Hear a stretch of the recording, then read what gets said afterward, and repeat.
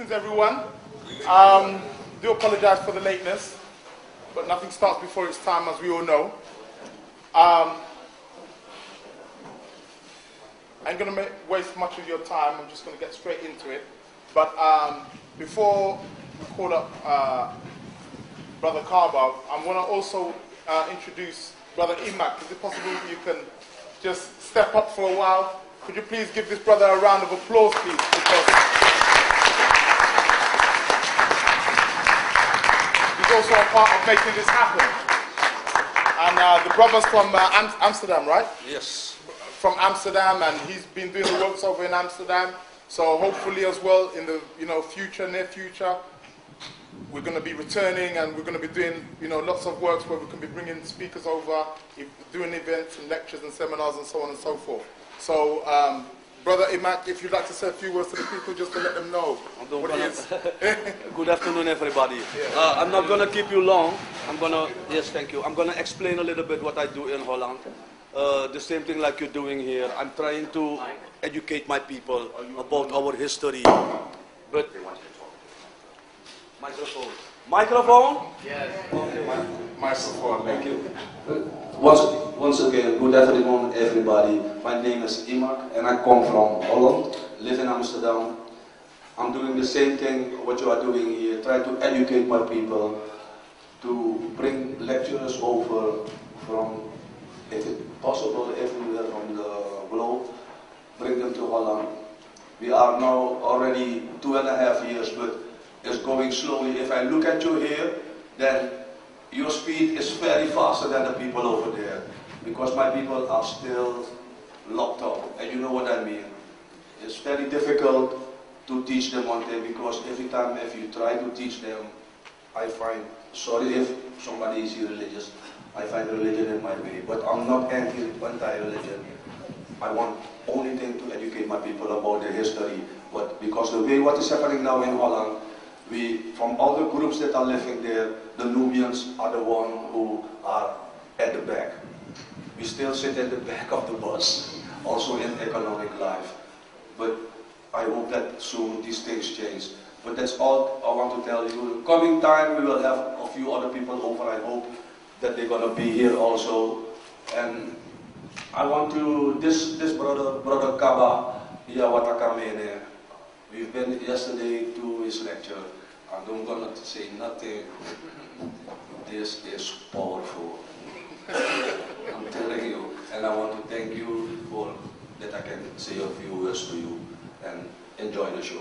Thank you very much.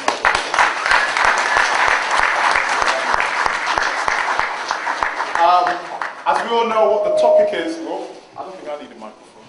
Loud enough. We all know what the topic is today. A sister just earlier on was passing by. She said, what's going on this evening? And I explained to her, it's about the mysteries of the Dogon. She said, well, I've never heard about this Dogon stuff. Well, where's it come from? And I said, well, it's that time. You didn't hear about it before because you weren't meant to hear about it. See, so it's all coming out now. This information about the Dogon, the African, these people that the European have considered as primitive. If you look at the word primitive, you see the word prime native in there, which shows that that's us. It's your ancestors. So we need to get back. Or we need to return, not get back, but need to return to once what was and what is, you see. So the brother's going to be giving you some real deep stuff on the Dogon, and I want you to take it, cherish it, bury it, and live it, because it is you, and you are it. So without further ado, I'm not going to keep you waiting. A lot of you know this brother by the name of Booker T. Coleman. I don't think he's very unfavorable of being called that name. His brother Kaba. So for future references, that brother Kaba, it's Booker T. X Booker T. Coleman. That's the X, name as we know him by. But the brother's real deep. You may have seen the DVD with him and Gabriel Oyibo was one of the main ones, first ones I saw of the brother, and the brother just went into it deep. I'm telling you, it just really, it blew my mind. And I know definitely with the information that he has here today, he's going to do the same thing. So without further ado, can you give a warm round welcome, please, for Brother Karbar?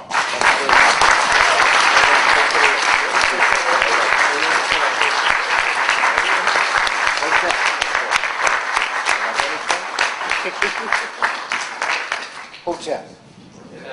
Jumbo. I would also like to follow up with my brother Israel in thanking Brother Imak. Brother Imak and I have been talking since March about these events that have been going on this past weekend. And in celebrating our ancestor, probably one of the finest human beings that ever walked the planet, who lived and died and was in the plan of liberating us when he transcended and joined the ancestors here in London in 1940. I couldn't begin without celebrating and pour libation for the spirit and the energy of the Honorable Marcus Mosiah Garvey. Let's give our brother.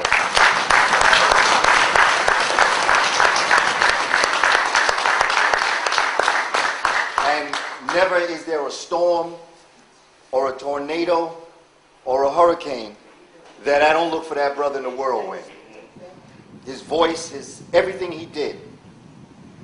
And I am from New York, born and raised in New York.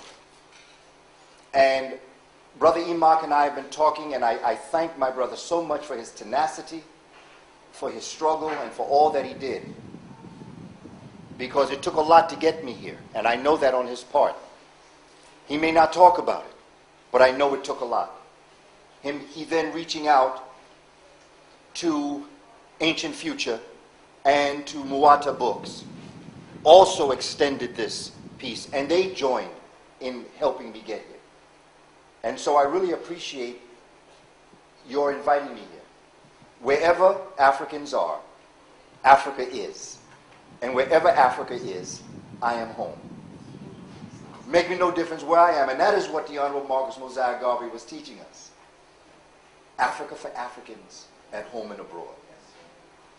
And it's something that as we go into this 21st century and we experience these events, we look at our children, it's important that we begin to understand that many are called, but few are chosen. And I have never looked for large numbers of our people, because some of our people, wherever I go, I can tell by their face that they are asleep. They don't mean anybody any harm. They have, just by matter of degree, been impacted by this maafa, this Kiswahili word that means terroristic disaster. Dr. Wade Nobles, a psychiatrist from San Francisco, says that African people are the recipients of shattered consciousnesses and fractured souls. And what we're doing here in these activities is we're coming back together again. And it's so interesting that we would do it in the reflection of Marcus Mosiah Garvey, because this is what he was talking about. He was talking about us coming together in whatever pace, by matter, whatever degree, we open up our consciousness and begin to look at our history and our culture and understand that we are a great people. And the more I learn how much I have more to learn. People say when we do presentations and they talk to me about what I present, and they say, I'm learning. And I tell them, brother, sister, I'm learning too. The books that I read today are opening up my third eye. My chakras are constantly in energetic motion because of what I feel as an African person. And I'm getting to understand this more and more as I move through this process. So I am honored and I'm privileged to be here with you. Because for me to be able to share this information, I'm growing too. Every day I grow. It's not about, and so when we start to talk, ask questions and get into this dialogue, it's not about me talking to you, it's about us growing together. And so I'm hoping that you take this presentation as a growth process, so that when you leave this place today, that it's not just about you heard a lecture. If you walk out of here and can do something with what you've learned, I've been successful. But if this just becomes a bunch of information that you now are recording, I have failed. The Moors taught us that if you can't use what you learned, you wasted your time attempting to learn it. You should be able to use what you learn. Leave here as a different person than who walked in. To understand who the Dogon were, and to understand who the Kemites were. It's important that you understand Africa, as Dr. Sheikh Anta Diop teaches us, that there is a cultural unity in Africa. When our world was shattered, Dr. Van Sertima talks about this when he talks about what happened when the European came to Africa. He shattered Africa and he sent it to all different parts of the planet. Of course now, we had already been to all those parts of the planet already, but we went differently. We went differently. We didn't go the way we went when we were, as your brother Robin Walker talks. When he talks about when we were in charge, when black men and women ruled the world. We went as servants to others, not realizing that they were using us all the while. So when we study the ancients, when we study what our ancestors have taught us, when we study the Dogon, when we study the Kemites, what we're actually doing is we are studying Voodoo. We are studying Candomblé of Brazil. We are studying Santeria, Puerto Rico, República Dominicana, Cuba.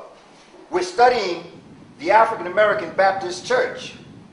Because I try to tell brothers and sisters in the Baptist Church, you talk about Santeria, but what you're doing is the same thing that they're doing. It's the same thing. It is the Orisha. It is the nature. It is the understanding of a great creator, of bringing all of this information together to make this happen for our people. This legacy is very real for us, and it's living in us. Everything that has ever happened and everything that will ever happen is in the mind of a fetus when it's conceived.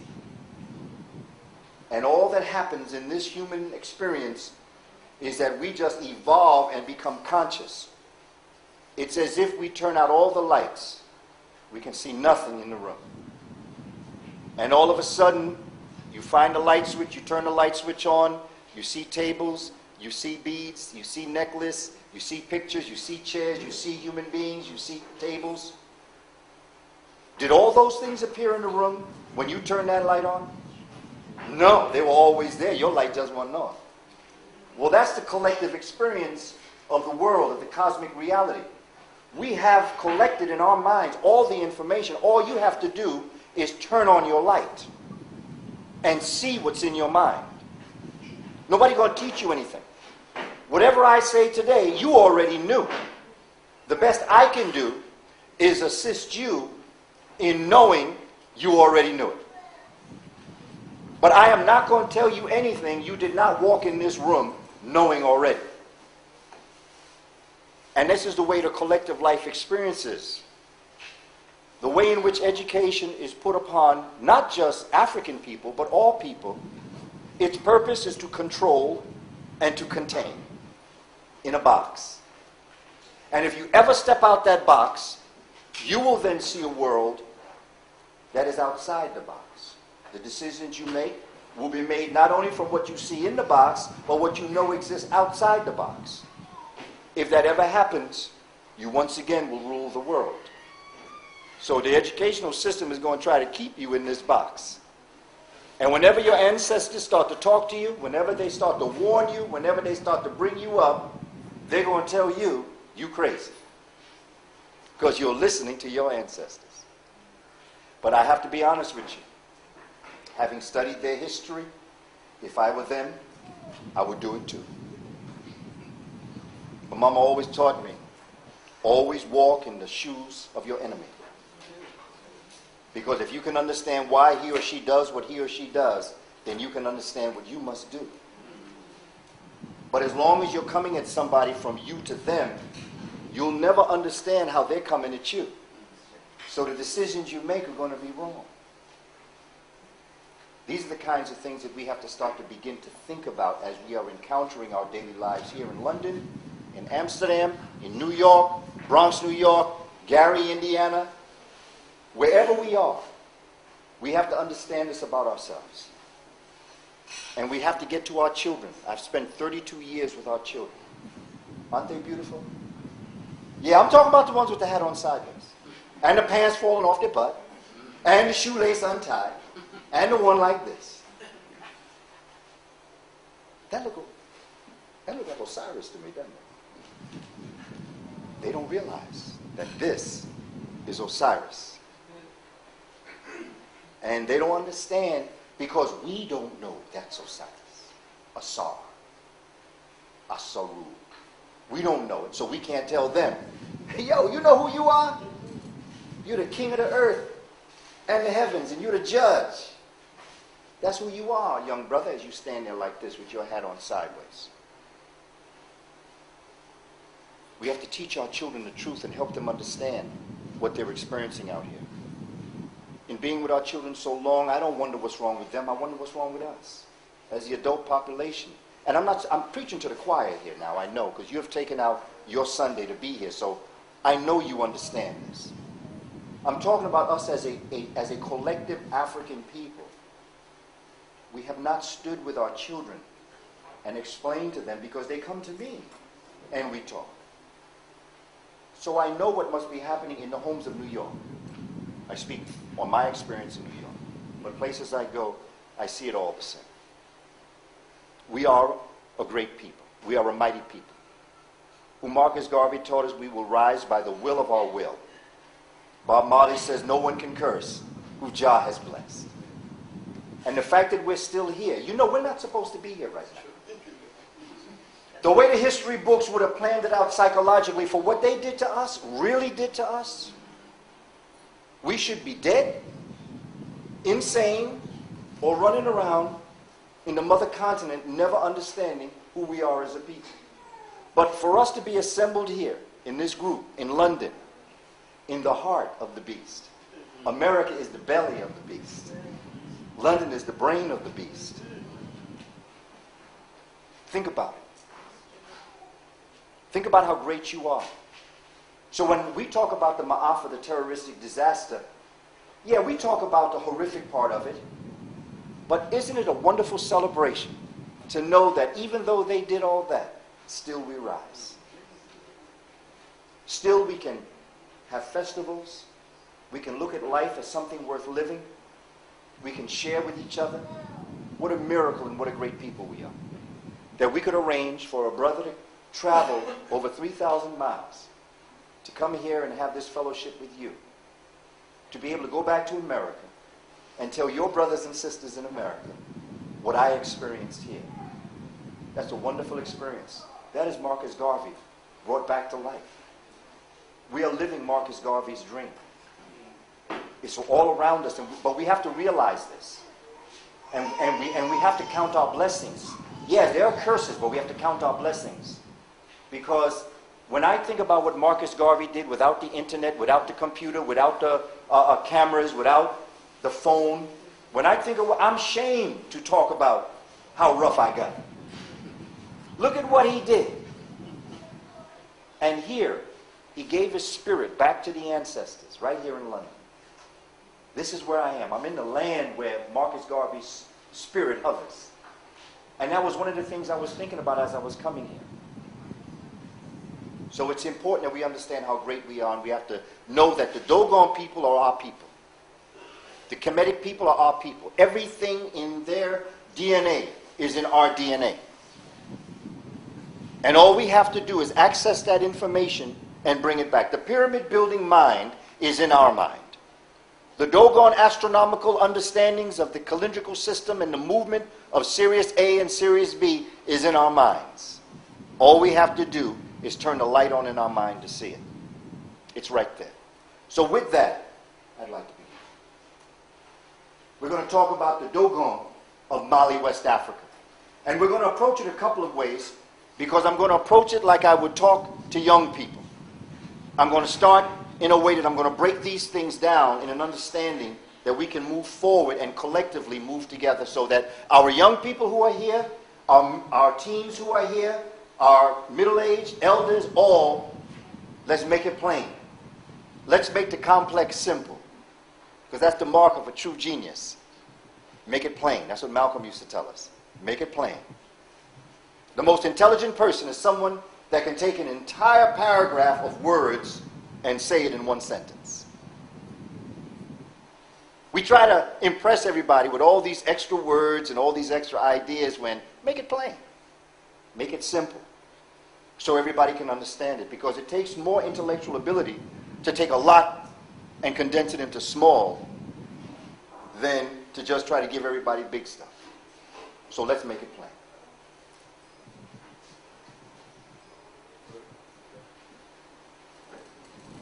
Okay? I'm hitting that button right there. I was hitting that one. Is that right? Yeah, man, because I hit this one. Presentation. Yeah, I just hit this one. Yeah, okay, that's good. So we start. Yeah, it's cool.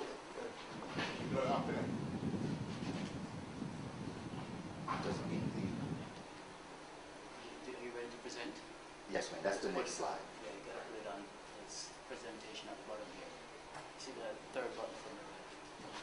Third button from the left.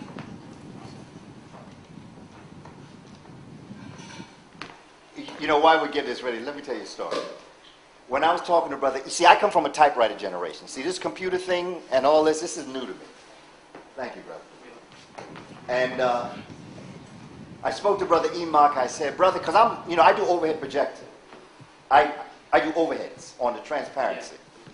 And I was asking brother Enoch, because I have everything on transparencies. I said, brother, can you get me a slide projector?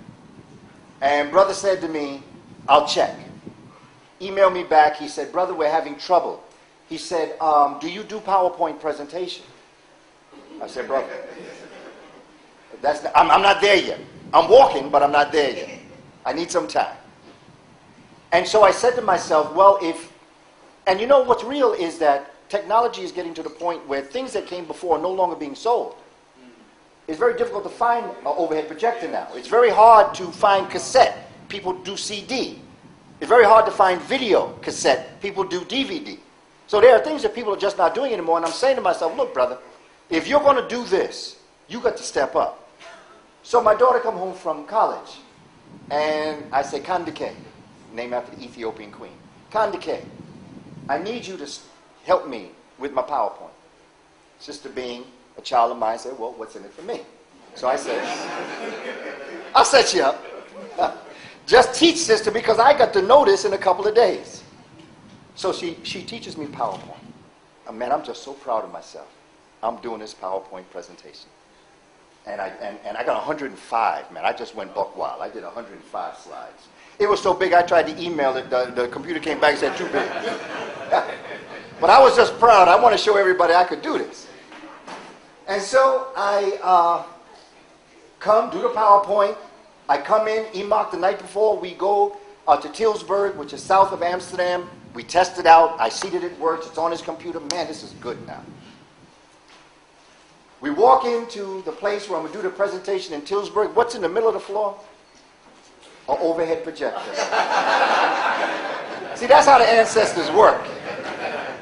The ancestors knew that the only way I was going to learn PowerPoint is if I was put to that position where it was do or die.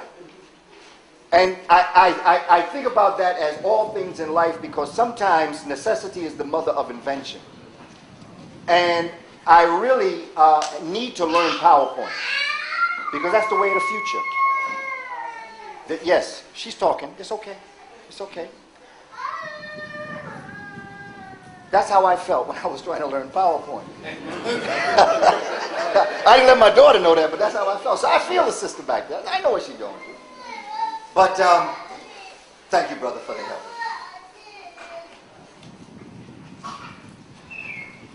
I'm a curriculum writer. And basically what I do is I take all of our scholars' work and I try to break it down into a presentation that I can then give to our community. Not a lecture. Not a lecture. There's a difference between a lecture and a presentation to me. And so the information that I give, if I could have all the time I needed, in New York we have developed what we call the Per Ankh. Per Ankh means the house of life, the temple of life. It is what we called our school. And we meet every Thursday. and we meet 14 times one term, and then we meet 14 times another term. And so we start with class 1, and all of these classes here basically would be one class if I had the time. So we're going to condense all this as I speak to you this evening. But I would begin with helping us understand higher order thinking skills. It's important that we understand, how did the Dogon think? How did they think? What would allow a people who did not have telescopes, did not have what we might call the trappings of what we call a modern society? How could they do things that the modern society couldn't do? How could they see things that the greatest telescopes couldn't see? How could they do this? What was on their mind? See, we don't think like Africans think. Because I cannot speak for you, but many of us are wondering or planning on making money to pay the rent, to buy food. The Dogon did not have that worry because they knew what was going to go down. So they could spend their time raising their consciousness as opposed to us spending part of our day stressed out because we're worried about how we're going to live from day to day. And this is what this system does. It keeps you worried so you can't grow.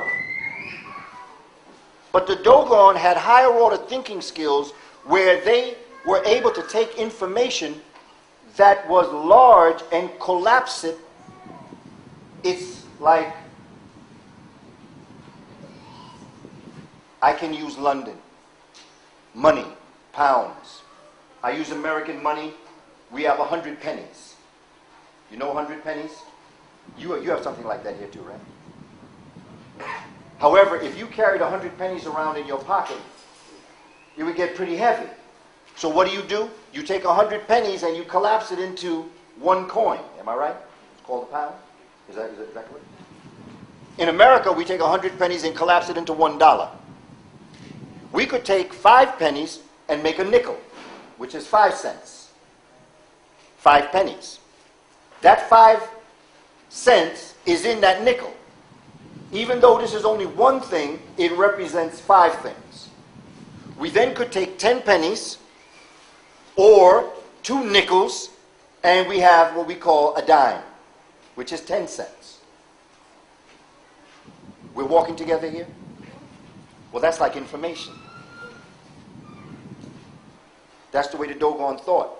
They kept collapsing information into pieces so that they didn't have to carry around 500 pennies, which they could carry a $5 bill. You take upwards of 20,000 pennies, you can take 50,000 pennies, and you can carry around a piece of paper that represents all those heavy pennies that you carry. You collapse it. That's what the Dogon mind did. That's what the Kemetic mind did. It was constantly collapsing things in the mind in order to do it. But how did they do it? Because now you have to look at how did they develop this way of thinking. Because before we talk about the Dogon, you have to understand the brilliance of their mind. As simple as it was complex. Simple, but complex. They made everything that was complex simple. Complex is 100 pennies. Simple is carrying $1. They made complex simple. We then would go into the 4 levels of Dogon philosophy. We're going to talk about that. The Dogon creation story. How did the Dogon see the world created? African constellations. What did the Dogon know about astronomy? And if they knew this, how did they know this?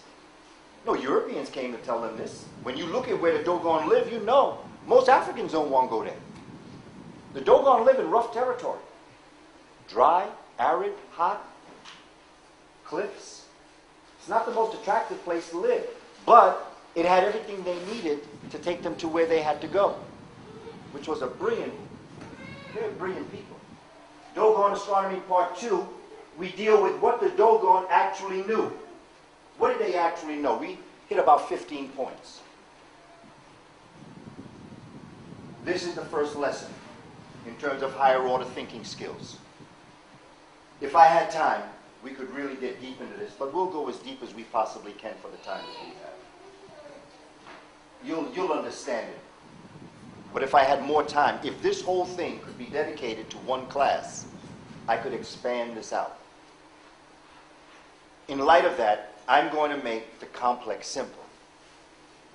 So I'm going to attempt to demonstrate to you what I mean by making the complex simple. This literally is going to be 12 hours that I'm going to condense into an hour and a half. And you're going to walk away with the information that you would walk away if we had all the time. That's my challenge this evening. The 4 levels of Dogon philosophical consciousness. What did they think? How did they think? How did they develop their thought patterns? What did their schools look like? How did they teach their children? And how can we teach our children reflective of how they taught theirs? And when we were here in London with our grandmothers and grandfathers and down south in Mississippi, and when we were in Amsterdam with our families, did in fact our ancestors, our grandmothers, actually replicate this teaching pattern and we just didn't know it? Because I believe that we are still being taught this way. But only by those that have not been contaminated by the material world. Geography and history of the Dogon. It's important to understand. When you place somebody in time and space, you can take them anywhere you want to go. I'll give you an example. I first went to Kemet with Dr. Ben in 1983.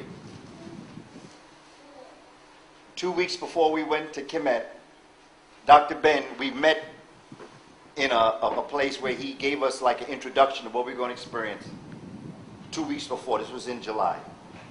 And he looked at us and he said, there's something I want to tell you.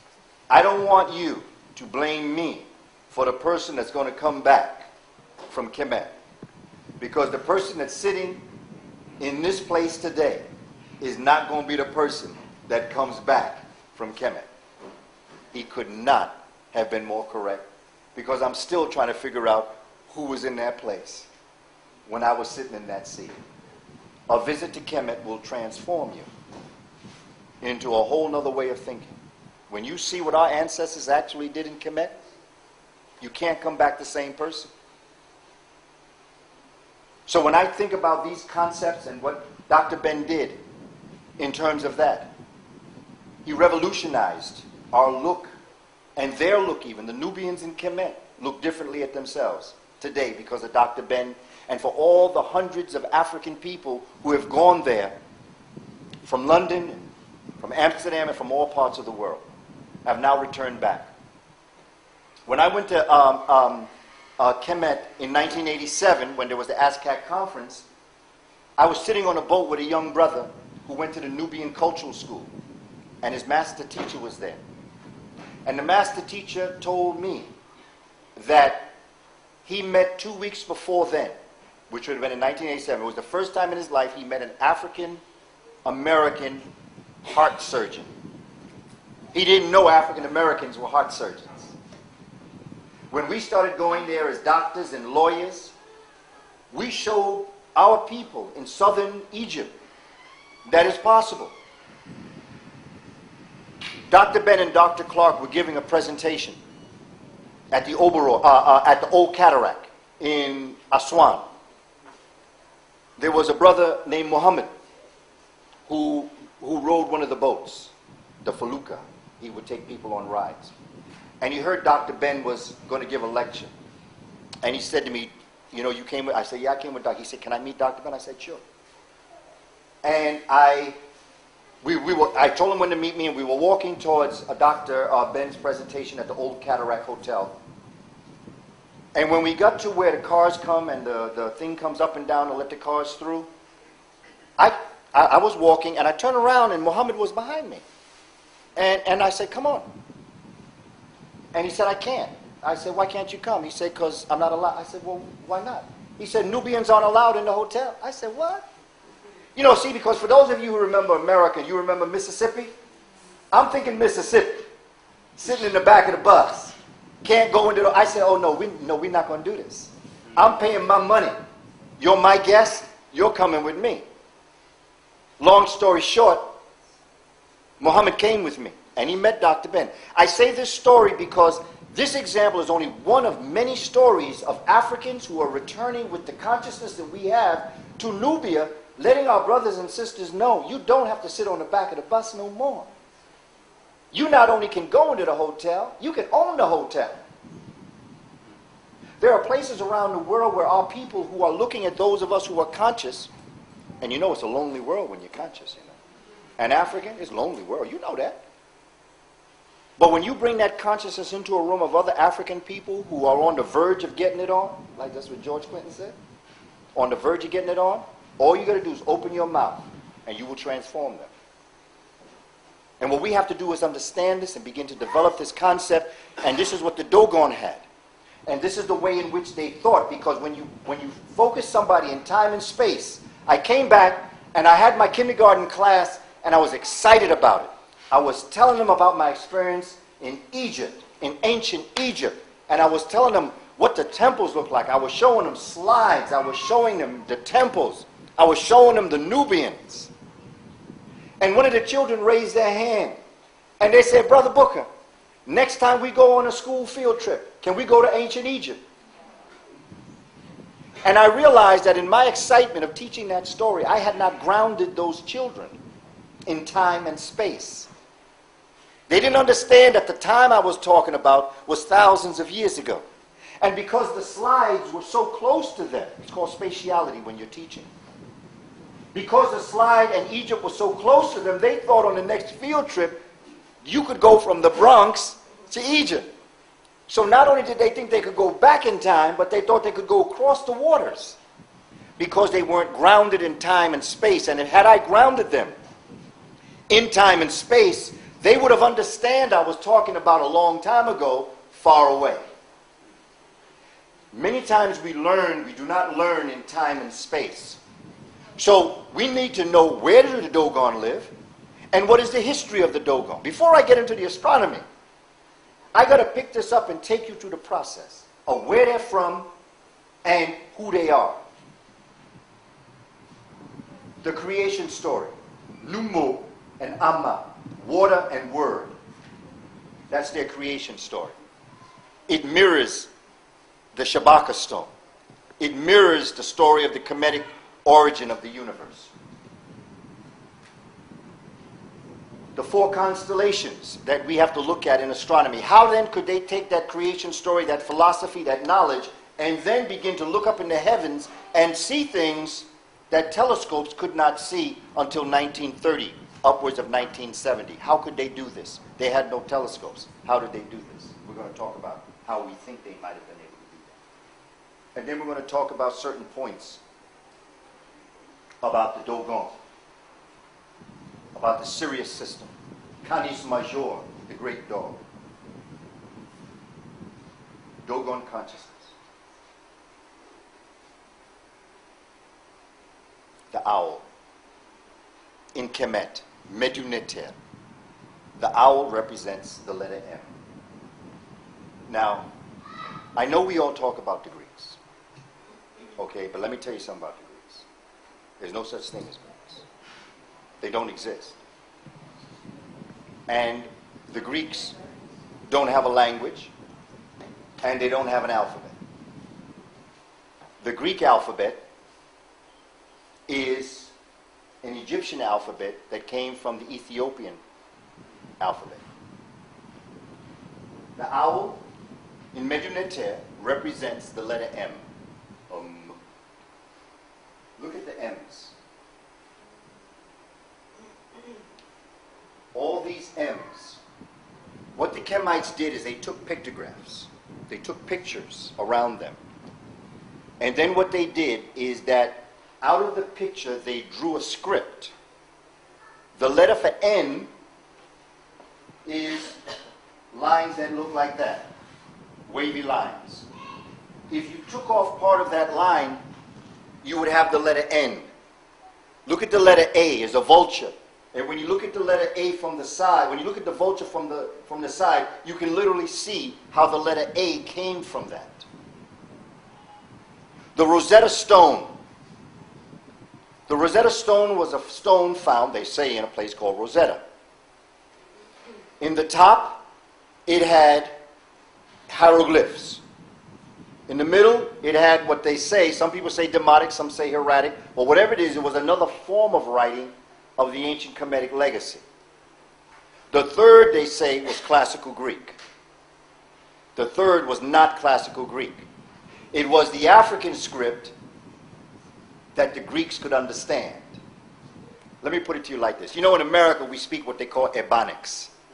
Patois, we speak in the Caribbean, right? It's equivalent to, if we look at Ebonics, and in every one of us, we who speak from the French Caribbean, we did to the French language what Spanish people, Puerto Ricans did to Spanish, what African Americans did to English, what Jamaicans did to English. The people of Brazil don't speak the Portuguese spoken in Portugal. They speak a different variety of it with the mixtures possibly of the African and the Native American, the indigenous peoples. The Rosetta Stone, because you have to ask yourself, how can you have letters for a language you don't understand? So how could that third form of letters be Greek? You can't translate nothing if you don't understand the language. That third language that's at the bottom of the Rosetta Stone is not Greek. It's the language, the only language that the Greeks could morph and understand from what they got from the Kemites. Rosetta Stone. On the top, you have what might be called the King's English. Something written in King's English. The second would be Standard American English. And the third would be Ebonics. Ebonics is not African English. It's what Africans did to English when they were exposed to Standard American English. Standard American English was what Americans, so-called colonialists, did to English from the King's or the Queen's English, if you want to call it that. But the bottom line is, the Greek does not have a script. And here's my challenge. See, they don't let me go into classic conversations with people. Because here's what I ask them. Simple question. Let's keep it simple. Ask them this question. Any classicist that will tell you that the Greeks brought civilization, ask them this. Who was Thales of Miletus' teacher? Thales was their first formed educator. Who was his teacher? They cannot tell you because there's nowhere that is recorded. Because Thales is recorded to be the first person of any common sense in that part of the world. If they can answer that question, and here's a second question to ask them. Why did all of the great thinkers, Plato, Aristotle, you can go to Socrates, you go down the line, all of them, why were they persecuted by the Greek government for teaching a foreign doctrine? Because if what they taught was indigenous to Greek, it wouldn't be foreign. It would have been part of Greek culture. So they must have been teaching something outside of what the Greeks knew. This is just common sense. This is no heavy thinking here. We have been given a bill of goods and we don't know how great we are. English doesn't have a script. English isn't a language. Spanish isn't a language. German isn't a language. Dutch isn't a language. Why? It has no script. What's English script? What do we use in English script? What are the ABCs? It's the alphabet, but where did that come from that they say? Came from the Greek. That's Greek script. Spanish used the same script. German used the same script. Dutch used the same script. Portuguese, same script. But if what I just said to you holds true, when you write ABCs, what are you actually writing? You're writing an African script. But no one has ever taught us this. We think that the ABCs came from the Greeks. The Greeks was having so much trouble, they named all their knowledge after the first two letters they learned, alpha, beta. That's why it's called alphabet. Because that's all they could get. The Romans screwed that up. Romans took those letters and said, guess what? Let's make some math. So then they started having M, D, C, L, V, X, I. Isn't that the Roman numerals? 1,000, 500, 100. The only place I see that now is in the front of movies and the front of buildings. They said, we can't even use Roman numerals no more. They didn't even understand mathematics. As an African people, we have forgotten our history and our culture and what we've done and what we've achieved. And that is because I don't blame nobody. We're all growing by matter of degree. And all we have to do is just keep this process going. But let's look at the owl. The owl is looked upon as being very intelligent. And you know, by the way, the owl is not the most intelligent bird. We know that. It's not the most intelligent bird. However, when our ancestors looked at the owl, they noticed that it had two very interesting, powerful, creator-given talents. They had two gifts, two what they call specialities. And the bird itself was given a speciality. And the speciality in a bird is what? What can a bird do real good? It can see. What can an owl do? It can see in the dark. In other words, it can see truth in a lie. It can see intelligence in ignorance. It can see sense in nonsense. It can see in the dark. So our ancestors said, isn't this a wonderful characteristic? Isn't that a wise person that can take out of all of this ignorance, can draw out the light out of the darkness? What else can the owl do that's very special? It can turn its head 360 degrees. In other words, you can see all angles of things. Not only can you see brilliance in the dark, but you can see all angles of things so that you get a circular, circuitous, a circled vision of things so you can see things that others don't see. What a wonderful characteristic for a human being to be able to do. To see light and dark and to see all angles of things. That, to the Kemites, was how they defined wisdom and genius. And they took the owl and made it represent. But why the letter M? Why M? Mothers in here. You know, you go 10 months bringing that child into the world. First word is say, Dada. I go through all this, and he calling Dada, who been sitting on the couch just chilling all this time. I'm going through this morning sickness and all this. He called Dada. Baba. Kaka. Lala. But what's the last thing that child says? Mama. And the reason why is because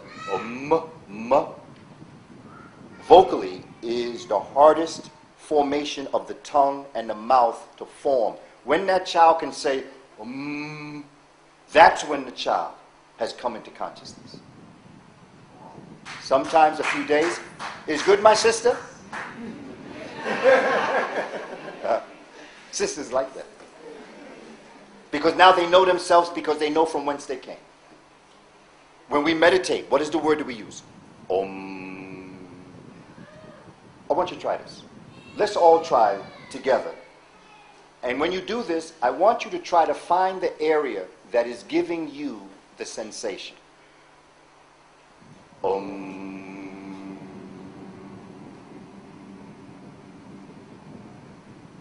Inside your head, all of your senses meet.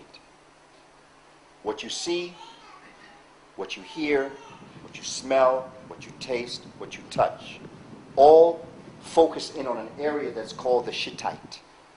It's this one area. It is an area that is by some called the vault of initiation. It's in your third ventricle. It's an area that vibrates when you do It vibrates, and it vibrates the melanin in your third ventricle that vibrates your pineal gland and your pituitary body and your optic thalami.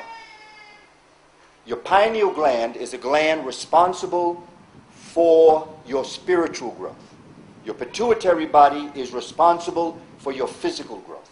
Your optic thalami, you have two thalami, and they meet at a certain point in that same area. It's called the optic or the eye of the thalami.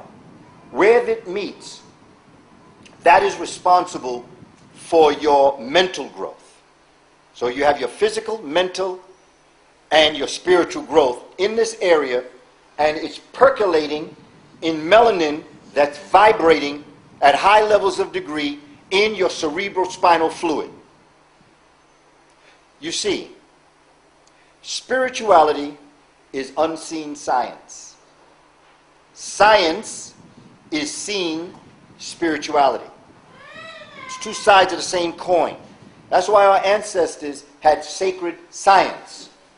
You could not give to Caesar what was Caesar and God what was God, because Caesar was God and God was Caesar. In fact, you are God, having a human experience.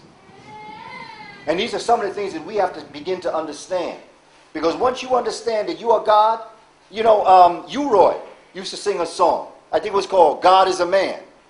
And he used to sing it like God is Amen. But Amen, Amun, Amen. When he would sing it, I would listen to him. And what he was actually saying is, not the male man, but human, God. We are all pieces of God. And the Dogon understood this. And there are ways to have union with God. Your Ka, as they called it. The owl represented the symbol that would allow you to be able to make that connection with the universal Ka, with your Ka. Like the ocean and a drop of water. Drop of water separated from the ocean. What part of the drop of water isn't the ocean? And what part of the ocean isn't in the drop of water? Upon the release of this physical body, this tomb that we were encased in when we were conceived, upon releasing this, George G.M. James says, it's about soul salvation. Our ancestors believed that life was about saving your soul. Soul salvation. Read the book Stolen Legacy by George G.M. James. He talks about this soul salvation. And so the owl becomes this symbol of the ability to be one with the larger forces around you. The collective unconscious, the ancestral line, the creator. Om. Om. Isn't that right? When something tastes good, what do you say? Mmm. When you get a great idea, what do you say? Mmm. When something ain't right, what do you say? Mm-mm. All of these sounds come from this concept of mmm. It's touching that quality in you that's allowing you to decipher right from wrong, good from bad, where you should go, where you should not go. And of course, in doing so, your chakra system is energized.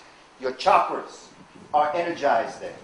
And I just put a whole bunch of owls up there because I just want you to see all the M's in the pictograph of the owl. They're all there. Look at them. Here's one. Here's one. They got them over here. They got them up in their head. They got them in the face. All the letter M. Consciousness. Now, when I was wrestling with this idea about our culture and about where do we begin, I went to Professor Clark and I said to the master teacher, I said, you know, Professor Clark, where do we begin our history? Because, you know, the history books deal with slavery. Okay, now we know the enslavement process is not where black folk need to start their history. We know that. But is it the pyramids? Is it the origin of life in Africa? Where do we begin? And one day I was sitting at a lecture, Dr. Jacob Carruthers, ancestor, intellectual warfare, essays in ancient Egyptian studies. These are all books that this great genius has written from Chicago. He said, we need to begin before the beginning began. We need to begin before the beginning began. We need to understand how we were existing before existence came into existence. I had to think about that for a while. And I said, you know, there's a way to do it, but it's going to take time. So I looked at what we call a cosmic calendar. There's a man of European descent, his name is Carl Sagan. He wrote a series called Cosmos. He devised what he called the cosmic calendar. And what he did was that he broke the first moment that might call the Big Bang. Our ancestors called it Ptah. The Big Bang, the first moment January 1st. And he ended it the last second or the last moment of that cosmic year. He gave every month a length of 1 billion years. And he began to evolve what was happening on the planet, what was happening in the cosmos during this time. And so he theorized that in the month of January and February, there were superclusters. Superclusters, you know, it's like when you look at fireworks. Fireworks go up in the air. Those pieces that go up explode and create. Those that go up explode and create. Well, that's the way in which science says the universe came into being. Superclusters exploded, created clusters. Clusters exploded, created galaxies. Galaxies exploded, created stars. Stars exploded, created planets. So that if we should start our history, we certainly can't start in Africa. Because we are children of the sun. We are cosmic, you know, we're not earthlings. We're starlings.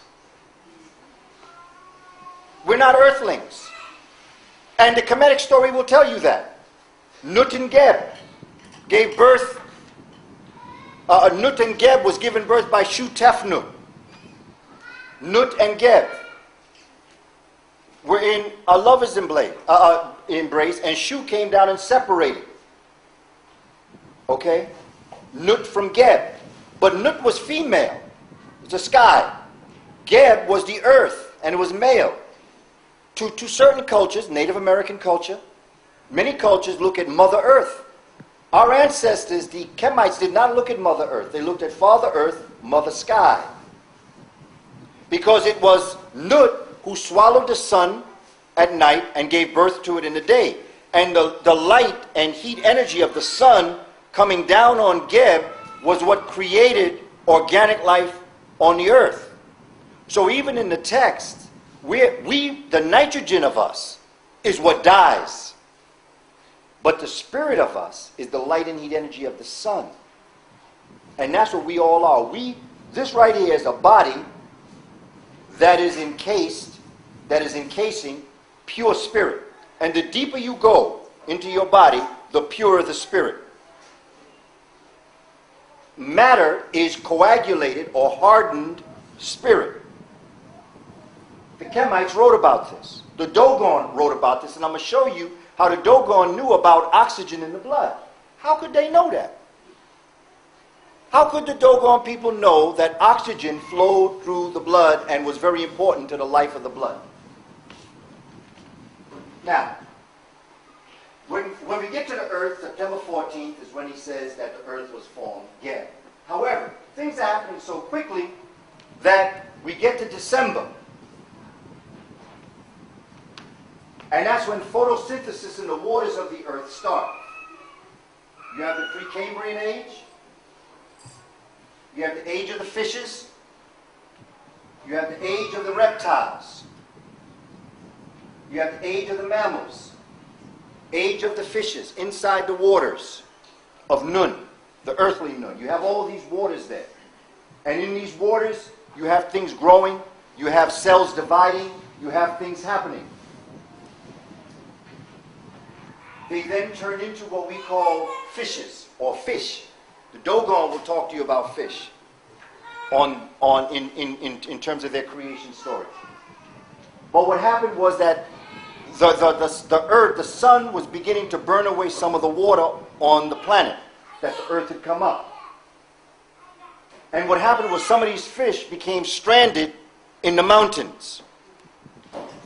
And as they became stranded on the land, they couldn't breathe, because the gills may help them breathe in the water, but they could not breathe. So what began to happen over thousands of years, only the fittest could survive. So what happened was that their fins, they started to use their fins to get them to the next water area. And in the process, their gills turned inward and became lungs. That's what science teaches us. However, some never got to water again. Some chose never to go to water again. So what happened? They became what we call reptiles. The amphibians, they could be in water or they could be on land. Amphibians turned into reptiles that stayed on the land all the time.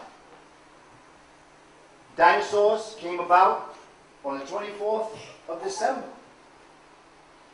See, I'm saying this because when we think about where do we begin to think about our history, where is our place in history, you can't start on the planet Earth. We have to go into the cosmos to find ourselves and track our movement until we get here. Because that's what the Dogon were talking about. Because they understood this philosophy. When Brother Enoch was speaking, and I pay full tribute to religion. Whatever you want to believe is your right to believe, and I would fight for your right to believe it. You have every right to believe what you want to believe, whatever religion, whatever church you go to, synagogue, mosque, whatever. But there are just certain things that I have to look at as an African that is stopping me from looking at how things happen. And for me, when I look at this, this makes sense to me. Now, it may not happen exactly like this, but from my history, reading the Dogon and the Kemites, this is what they're talking about in their documents. And I'm going to show you what the Shabaka stone says. When the Dogon are talking about fish, I'm going to tell you what the Kemites are talking about. Because it's the same story. Same story, different metaphor. The age of the mammals. What began to happen is that mothers, instead of laying eggs on the outside, they began to carry their eggs on the inside.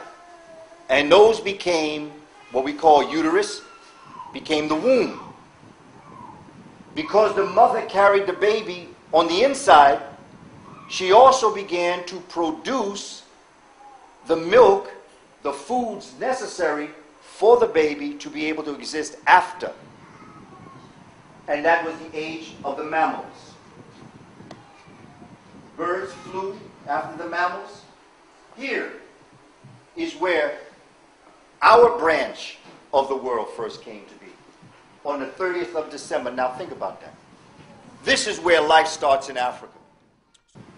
That started the last 10 seconds of the last minute, the last hour of the last day of the cosmic year. Now can you imagine? You go from January 1st. Now I'm going to take you to New York City. I'm not sure if you watch this. You probably do this here in London. We probably do it all over the world. But we celebrate New Year's Eve. And in New York, we got something called Rockin' in New Year's Eve. And in Times Square, there's a big ball that comes down the last 10 seconds. Can you imagine living an existence, searching for yourself, and coming to realize that if you were to take, when that ball starts falling down, that's when the human family became conscious. Look how much of our life we've missed in attempting. So where do we begin? We have to begin before the beginning began. To truly know who we are as a people. Africa is a geographic location that was chosen by the sun to concentrate its heat and light energy on to create the masterpieces of the cosmic universe. Had the earth been in a different shift of direction, and London was where the sun put all of its heat, life would have started in London. Do you understand what I'm saying? The geographic location of Africa happened to be where the equator was, that the sun beat its light and heat energy and created the life that could sustain itself by the use of melanin.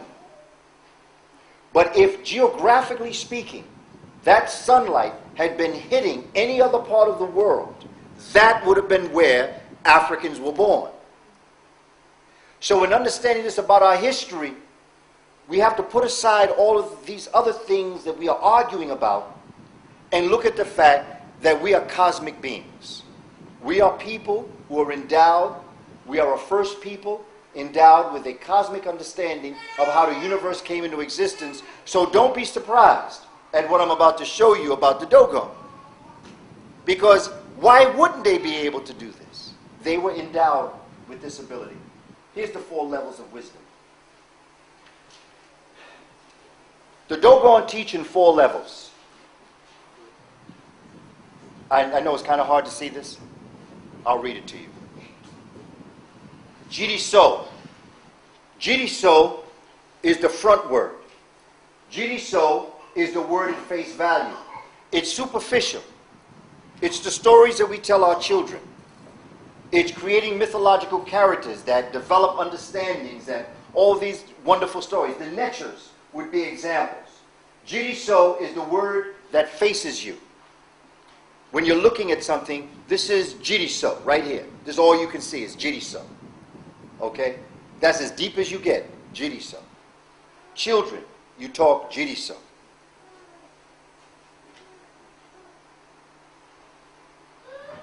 After you master jiriso, you then go to beniso. Beniso is the word on the sides. It's your peripheral vision. You know when you're looking at something and somebody's doing something, playing around with you on the side, you say, I see you. That means that you not only can see what's in front of you, you can see what's beside you. It's sideward. So in the levels of consciousness and growth, the Dogon said that the first thing that you must master is the word that you see in front of you. And after you master that word in front of you, you then spread it out to be able to see the word on the sides. This is how we should be teaching our children.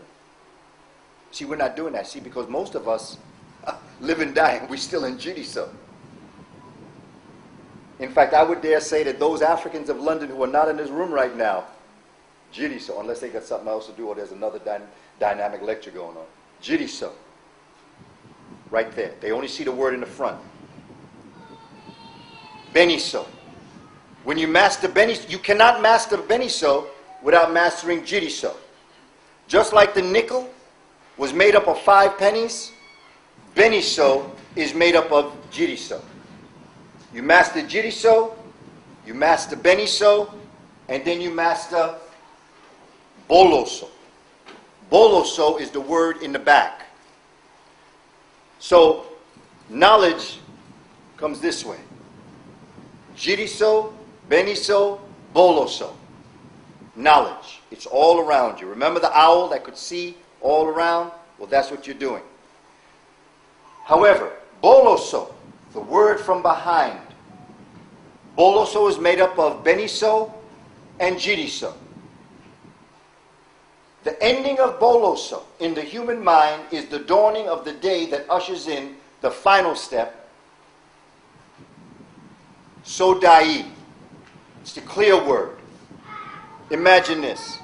Jiriso, beniso, boloso, and then it comes up behind you and enters you from the back through your spinal column and invigorates that energy, that invigorates the chakras, and it rises up through your crown.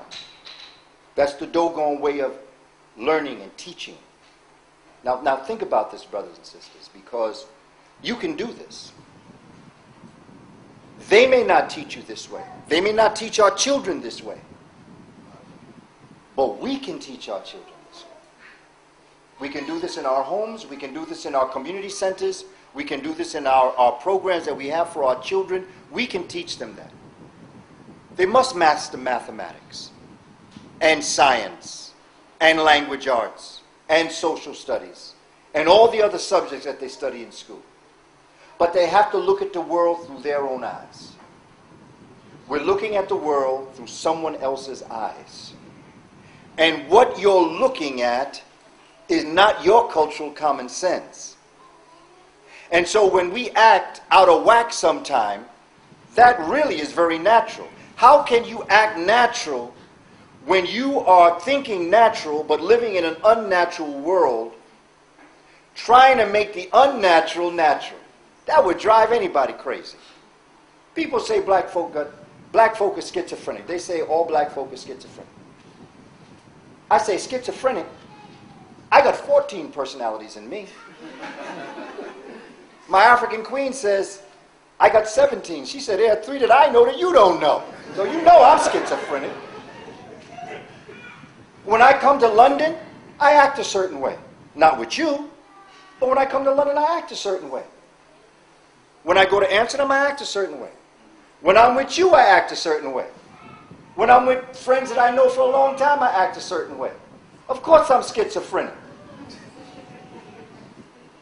In fact, that's what makes me sensible, because I know I'm schizophrenic. But there's one person in charge, and that's what's important.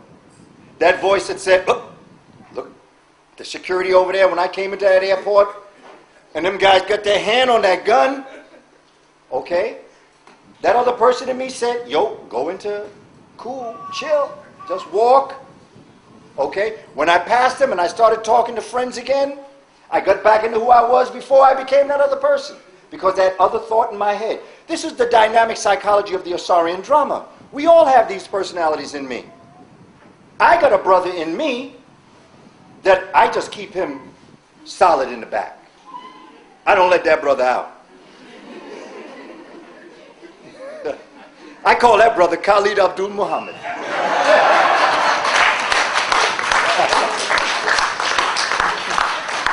I see you know and love our brother Khalid. That's my brother. I love that brother. We all have these personalities in us. It's according to who you decide to call into being at a time. When you lose control and people start popping up that you don't have no control over, now you're in trouble. That's when you get in trouble. But when you can control who you allow up, you're very sensible. In fact, you probably are a very successful African person. And we got to know the difference between these. So Sodai is the internal word. It is that word that is the elder word. Only elders can be here. Makes me no difference how intelligent you are. You could be as intelligent as you want and you're 40 years old. And you can be with someone who's 80 years old, never went to what we call formal education. That 80-year-old is smarter than the 40-year-old. Because that 80-year-old got 40 years of living more than that 40-year-old. And Richard Pryor say, you don't get old by being a fool. That elder has a PhD in living. The elder is Sodai. The elder has gone through days and days of experience. And that's why elders were so important to the African community, because they were the storehouse of all the collective wisdom of the living. They could tell you, don't go that way. You big and bad. See, young people, I'm going to go that way. You fall in a pit. The elders say, I told you don't go that way. But those that listen to the elders say don't go that way. Elder, which way to go? Go that way? I go that way. You don't fall in the pit. Why? Because the elder has been in that pit. You like that? All right. That is the wisdom of the Sodai, of the elder. It is the collective spirit of all of the experiences. It's housed in the elder. That allows things to happen for the good of the community. And this is how we put it into a mathematical graph. Percept is your senses. Recept is your images. Your concepts are those things you call into being. Your intuition is a combination of all those things. When you were going to take the bus outside and grandmother said, don't take the bus today, walk. And then later on you hear on the news that bus crashed. Mother wit, grandmother knew. She picked it up, intuition. Animals have instinct. They do the right thing because nature demands that you do the right thing. Intuition is what humans have. When they do the right thing, because they choose to do the right thing, because they know the right thing, and they don't even have to think about it. They just do it.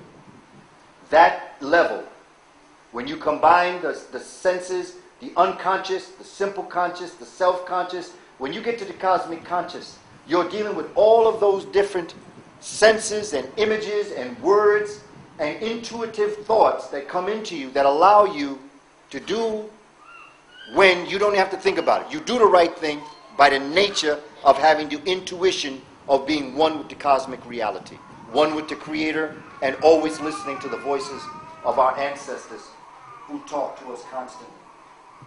Dogon geography. But to understand Dogon geography, we've got to go back to the origins of life. We have to understand. You see this map here is called Peter's projection map. This is the map, for the most part, Mercator map that we use in our schools and in our geography classes. This is the Arnold Peters projection map. This map is the new map. Okay? The Mercator map was developed first, and then it was further developed, but the Mercator map was built before they even knew Australia existed. A lot of it is done for mercantilism, where you get the word mercator from. Mercantilism in order for Europeans and explorers, so-called explorers, invaders, to get onto the waters. This map is taken from pictures from outer space. This map is what the planets actually look like if you took a picture of it. It's called the Peters projection map. You can get you can get it in any conscious place. Do we have Peters? Anyone has Peters projection map? Raise your hand. Yes. Okay. So it's available. You know what I'm talking about. Here is what the Peters projection map looked like. Look at Africa. The size of Africa in the Mercator map. Look at Africa in the size of it in the Peters map. Look at South America. South America. Look at Australia and Australia.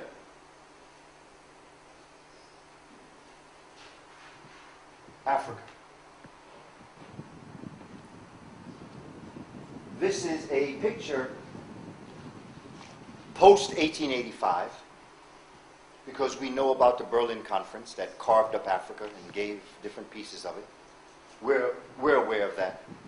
We are aware that Sierra Leone and Liberia at one time really was not two nations but one. I had a brother work with me from Sierra Leone, and he had family live in Liberia because he belonged to the Vai people. And when Sierra Leone and Liberia were divided, they divided the Vai people. They did it for economic and political reasons, but they tore apart an entire nation that were related to each other. Togo and Nigeria, same thing. Senegal and Gambia, same thing. They did it for political and economic reasons. When we look at our people on the continent, they divided themselves by natural boundaries. It might be a mountain range or a river that would divide one nation from another. Not always, but that would be why they divided themselves. Not over how much gold was in one area compared to how much gold was in another area. Or what a lookout spot would be in one area compared to the lookout spot in another area. So this is what we're looking at. And this is the area, the equator, and then down here is really what we're looking at, which comprise the countries we today call Kenya, Uganda, and Tanzania. And these are those countries. Kenya, Uganda, Tanzania. This is what it looks like here. And Kenya, Uganda, Tanzania. Interesting thing is that in the Papyrus of Hunefer, Hunefer, Hunefer, Papyrus of Hunefer, and the Papyrus of Turin, Turin. You know where they have the Shroud of Turin in Italy? Well, they also stole the papyrus. Yeah, they stole it.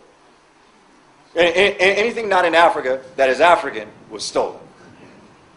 Turin, they have this papyrus where the ancient Egyptians, the ancient Kemites write, I come from the foothills of the mountains of the moon, where the god Hapi dwells. I come from the mountains of the moon, where the god Hapi dwells.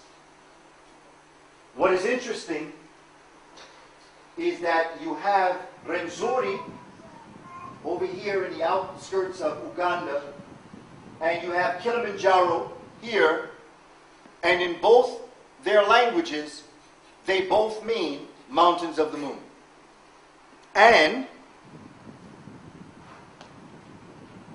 these Africans, once born in this area, the Great Lakes region, they move north, they go south. That is why when you look at Southern Africa today, and you look at the Kum people, the short-statured, almost orange-brown complexion people with peppercorn hair. Look at Nelson Mandela. Nelson Mandela is pure African. But when you look at him, you may see high cheekbones, very slanted eyes. People say he has Asian eyes. There's no such thing as Asian eyes. Slanted eyes are eyes of a people who live and live for a long time in a windy area. That when the winds blow in their faces, they slant their eyes. You can go to the Sahel, around the countries of the Sahel, and you can see people deeply melanated, very curly hair, with slanted eyes. You can go to the Kalahari Desert in southern Africa, and you can see an African people with very slanted eyes. They're not mixed with Chinese. They're not mixed with Asian. They are a people who were born and lived in an area that was very windy. Kalahari Desert, the winds blow in your face. The Sahel, the winds blow in your face. You slant your eyes. Nature has it that your children will be born without having to use those muscles. So your eyes are naturally slanted. That's nature working. Has nothing to do with being mixed with Asian people. Asian people got slanted eyes because they went up into the mountains. And if the winds blew up in their face, their eyes slant up. If the wind was blowing directly in their face, their eyes slant back. And if they were low and the winds blew down on their face, their eyes slant down. That's why as you go across what we call what would be the Asia area, you will see different versions of those slanted eyes. And it's all according to where those peoples of the mountains were that made their eyes look like that in the first place. Because when those Eurasians came out of those mountains after the Ice Age, they met black people in southern China. They met black people in Afghanistan. They met Africans in Iraq, Iran, Mesopotamia, Sumer, Elam. All were African people. Get the book, The African Presence, Early Asia, edited by Ivan Van Sertima. Get the book, Black Jade, by James Brunson. See, because my thing is, when we speak, I'm not trying to persuade you. You don't have to believe me. I'm not here to make you believe me, but research for yourself this information. Study for yourself. We have to start reading and research our history. We have to start doing this, and we have to look to our scholars for this information. Because some other people will never tell you that. They will never tell you that. And if I were them, I wouldn't tell you either. I wouldn't. Why am I going to destroy myself so you can make it? I'd have to be out of my mind. In fact, sometimes people say to me, you out of your cotton picking mind. I say, yeah, I am out of my cotton picking mind. Your problem is that you're in a cotton picking mind.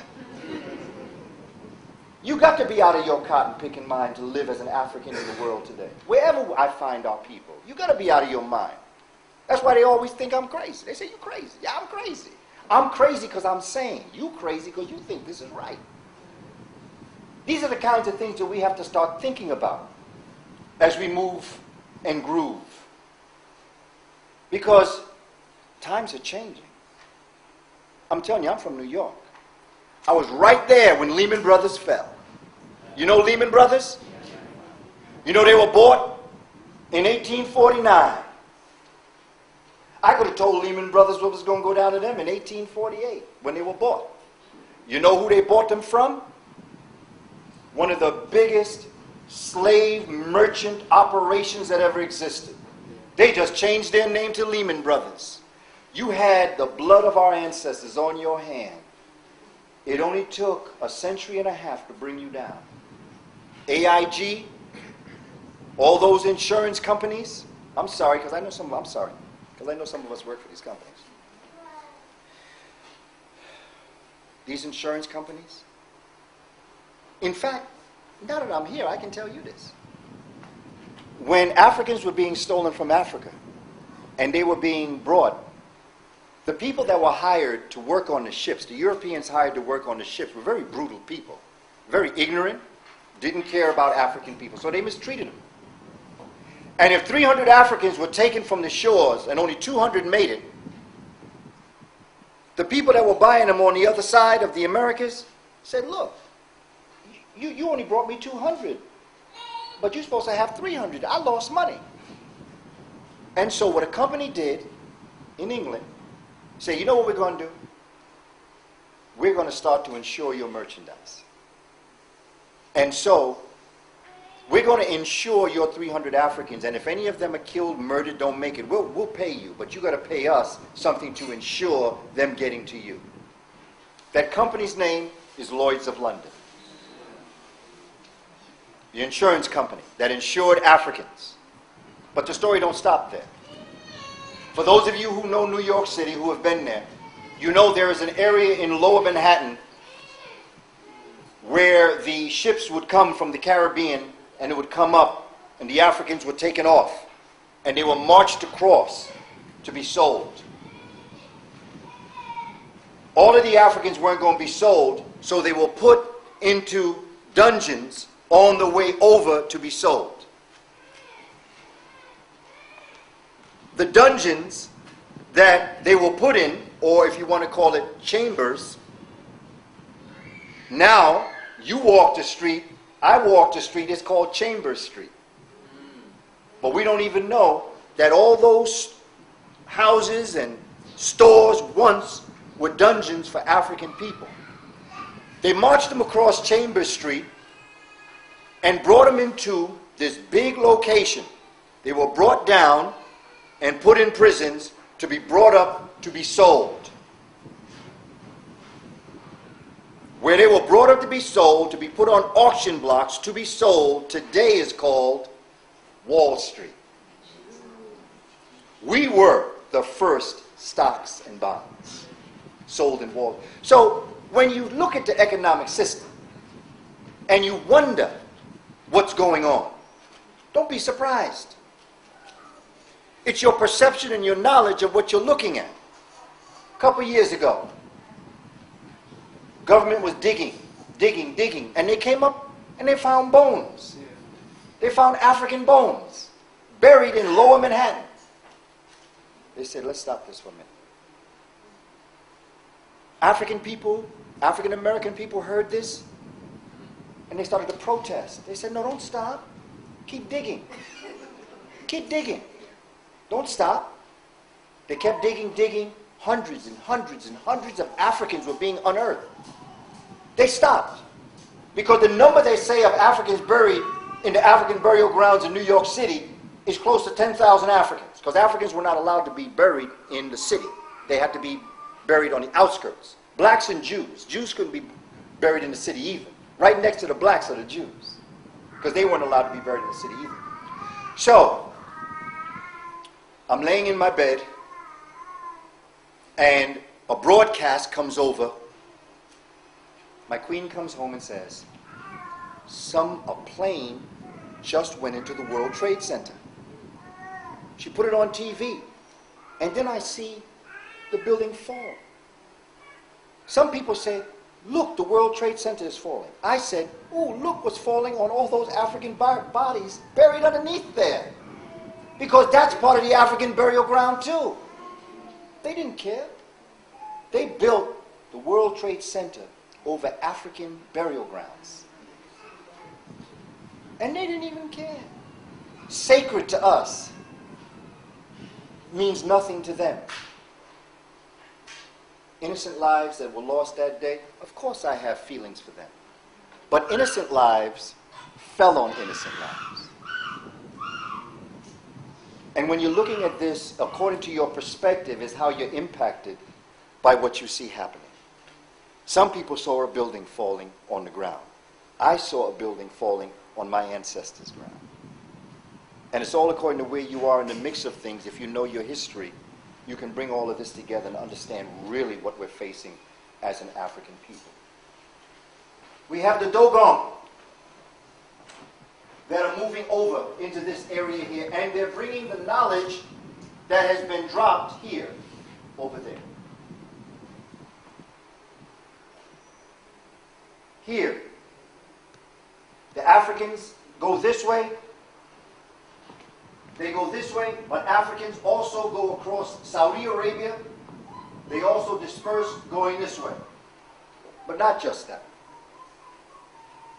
Africans also travel across and go up into Europe through these parts, whether it be Italy or the Mediterranean. Spain is over here, into Europe. Africans travel up at a particular time. Now, on our planet Earth, science teaches us, there's a French gentleman named Louis Agassiz who studied the ice ages. And he says on our planet there were 4 ice ages. The first was Dogon, second Mindel, third Riss, fourth was the worm glaciation. It is believed that Dr. Diop tells us we don't have to worry about the first three. It's the last one that we should be concerned about, because that is when Africans, dark complexion, curly hair, wide nose, thick lip, moved into what he calls north of the 51st parallel. North of the 51st parallel would cut Ireland in half, Great Britain in half, Europe in half, and Africans north of this area would be impacted by what's called the worm glaciation. They would be locked away from the southern lands. They could not return back south because ice mountains were created as a boundary. They could never get above the get over. And so what these Africans did, they did everything that we're going to do in a couple of months. See, we all have short sleeves on, and we go with tank top and shorts, and we go outside, we hang outside, we have fun, we talk. Okay? November come, what do we start to do? We put more clothes on, we stay in the house more. What these Africans did is they put more clothes on and went into caves. However, we know that sunlight hitting the skin in your epidermis, which is the higher part of your skin, very thin part of your skin, you have the epidermis, and then you have the dermis. In your epidermis, you have 5 layers. The 1, 2, 3, 4, 5. The 4th and the 5th layer. The 4th and the 5th layer, which is known as the strata spinosa and the strata basale. Those two is where there's a biochemical that's in there. It's called 7-dehydrocholesterol. 7-dehydrocholesterol. Brothers and sisters, we're going to go to church now. Because I want you to repeat that. 7-dehydrocholesterol. Because I want these words in your consciousness. 7-dehydrocholesterol. I want you to remember that and go to Wikipedia and look it up. Go to Google and look it up. Because this is important to understand. 7-dehydrocholesterol is a biochemical that saturates the 2 bottom layers of your epidermis. When the sunlight, light and heat energy come down, that is where the deepest parts of the melanin of the human body is located. It draws that 7-dehydrocholesterol in, it pushes and injects it, and that's what converts inactive vitamin D1, 2 into active D3, D4, and that is the process by which melanin is created in the organic life system that sustains its life. When the skin has drawn enough light and heat energy that it no longer needs it, it locks it off by the pores, locks off, and what it does, it draws what it can down and it sends it into parts of your body that need the melanin. Whether it's your muscles, your heart, your blood system, whatever it is, your body's a wonderful, functioning, spiritual machine. It lives in autopilot. It does things even when you don't know. Melanin is like a doctor on autopilot. You could be gathering a tumor in a part of your body and don't know you have that tumor. Melanin can act as a doctor and cure you. It can be flushed out in your system if you're eating the proper foods, drinking the proper things, staying away from things that can hurt you. It can heal you. It can make the tumor melt, and it can come out in your system, and you never knew that you had the potential of cancer. You don't even know it. You do this all the time, every day. You get bumps, lesions, scratches on your body, and the first thing that you see when you get a scratch, like I got one here, you'll see right around the rim, it'll get dark. That's melanin. And what happens is that melanin acts like a doctor and starts to bring your skin together, and it heals it. For African folk, heavily melanated, what it actually does, it overprotects you, and that's called keloid skin. Because your skin is saying, I'm going to make sure you never cut this area again. Some of us, because some people tell us, we say that look ugly. So we cut it off. We go to the doctor cut it off. Cut that area again. See what's going to happen to you. Your body has healed you, and because someone else say that look ugly, you cut it off, but you're actually making yourself susceptible to infection when your body was telling you, I'm going to take care of your business. I'm going to help you.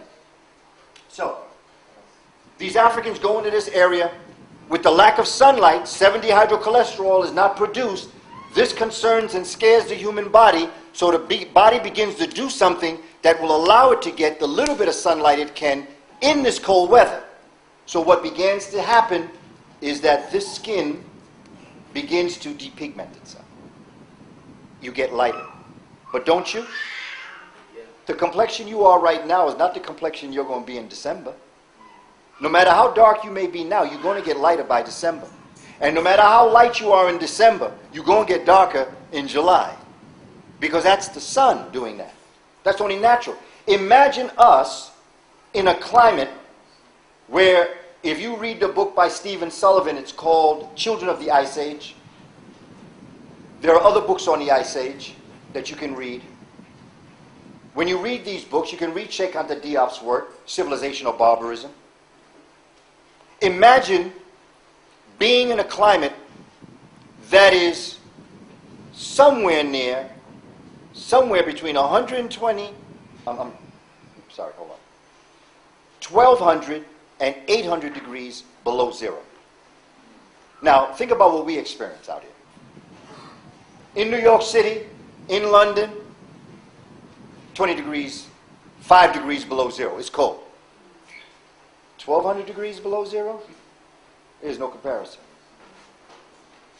Imagine living in a world where you never see the sun all your life. There are reports of the clouds being over the northern hemisphere for thousands of years. Generations never see the actual orb of the sun.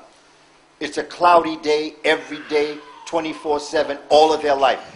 Actually thinking of the sun is a mythological figure because you never saw it in your life, and the generations that preceded you didn't see it either. You just know it exists because you can see something in that cloud cover.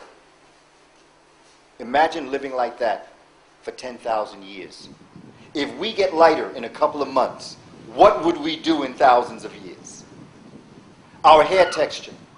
In the heat of the equator, the sun coming down on the head, there's an oil produced in the scalp.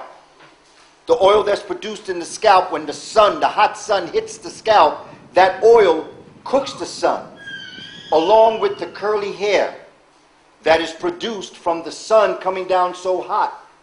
And this oil, it cooks the oil. The oil is protecting your scalp. Your hair begins to get hot.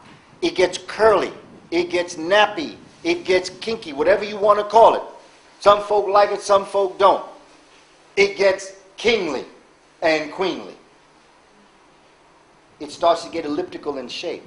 So when the harmful sunlight is hitting your scalp, the elliptical form of your hair redirects the rays of the sun away from your scalp.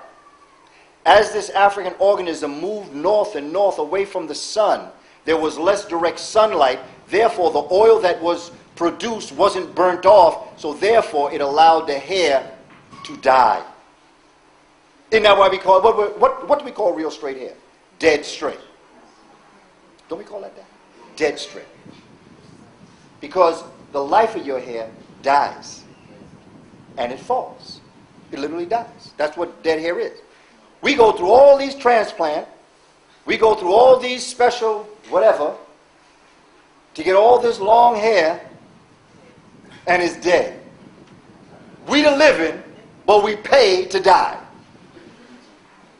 The eyes, in not having sun, the more north you get, the lighter the eyes. Goes from black to brown to all the different shades until it almost, well, it gets pink, which is albino. We now go to the optical store to turn our black eyes blue.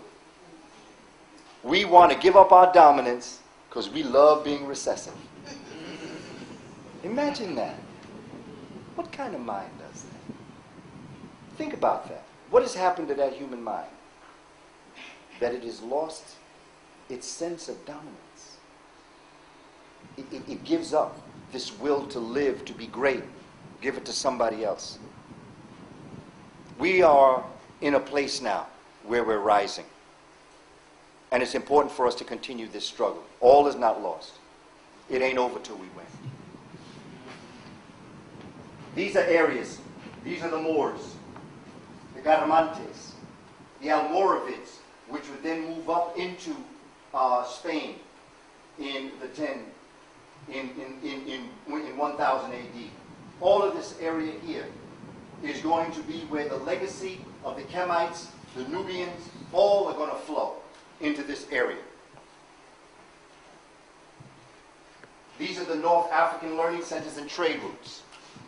The idea of the exchange of goods, the idea of exchange of thoughts, all were very good in antiquity. There is evidence of great civilizations in lands we today call Ghana when Kemites were building the pyramids. Congo, in Cuba, in Central Africa, in Luongo, in Central Africa, Monomotapa, Southern Africa, great kingdoms existing when pyramids were being built in Kemet. Dr. Clark used to always say, don't get caught up in Egypt. It's a pretty place. But don't get caught up in that because all of Africa was great.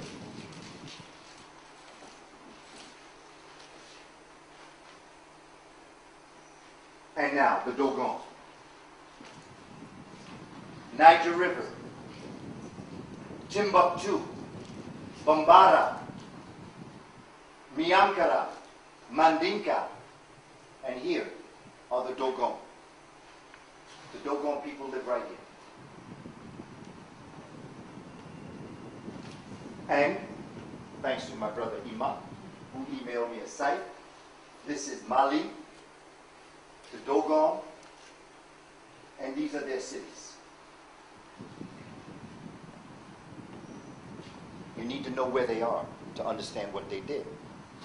Geography puts you in space, and history puts you in time. Dogon astronomy. We don't have to be concerned with Argo. Argo is a constellation, big constellation. You know Jason and the Argonauts? This is where the story comes from. Argo. Big constellation. Canis Major is here, the great dog. Lepus, the Kemites call Unefer, the hair. The hair. Consciousness. Orion, Asar, the hunter. The barker, the warner. Listen to the story. Western civilization tells you Orion is a hunter searching for the rabbit for food. Canis Major is the dog that barks to let him know where Lepus is. Here's the Kemetic story. Canis Major is the dog that's barking to warn Asar, the hunter. He's not hunting for the rabbit to eat. Unefer represents what? Hair. Well, what is this? Consciousness, to hear. Unefer in the Kemetic legacy represents consciousness. Canis Major is warning Asar he's about to step on his consciousness if he's not careful. Therefore, you'll never find it because you're stepping on it. Think of the two different stories altogether. One is hungry for food. The other is hungry for consciousness. Canis Major. Here is Canis Major. Canis Major, Canis Minor. Major is the one we're focused on because Sirius is in the upper right haunch of the leg of Sirius. This is Sirius right here. S-I-R-I-U-S. Of course you know Sirius is a form of the word Osiris or Asar. A takeoff of the birth of Asar is Aset. So you have the entire story coming out. The birth is right here. And Minor, of course, is Heru, or the Christ child, if you like your Christianity. Now, picture taken in 1930. It's the first time that the Western world ever saw Sirius. And Sirius is such a bright star that it expands its luminosity. So what the person did that was able to do this was he covered the lens of the telescope and created this type of action so that he could see Sirius in the background, because they knew something was happening. They knew Sirius A was not alone, because they saw that Sirius A, as it moved, it wobbled. And they knew that only another star close to that star could make it wobble. So what they did is that they went to study what it was. They couldn't figure it out. So what they did was they put that on a telescope, and that's the first time in Western astronomy that they were able to see Sirius B.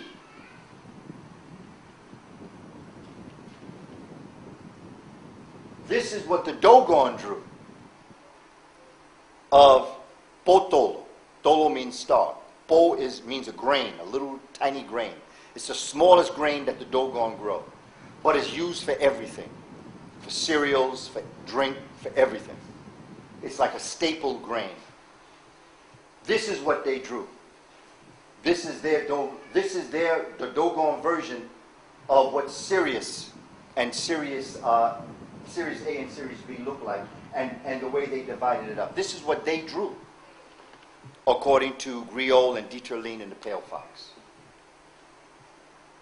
Now, not just that, but they showed how Sirius A is here and how Sirius B rotates around Sirius A on a 50-year cycle where they celebrate it every 60 years.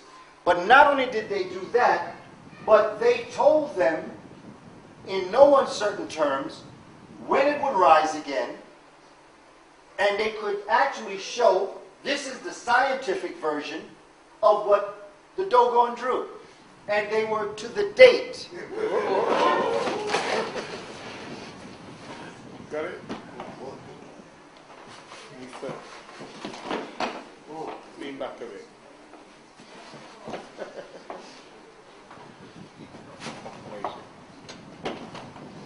Wow, that's a true word.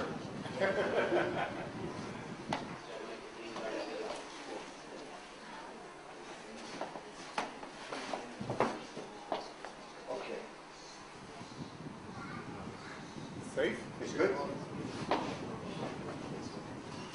Needs to be leaning. That's good?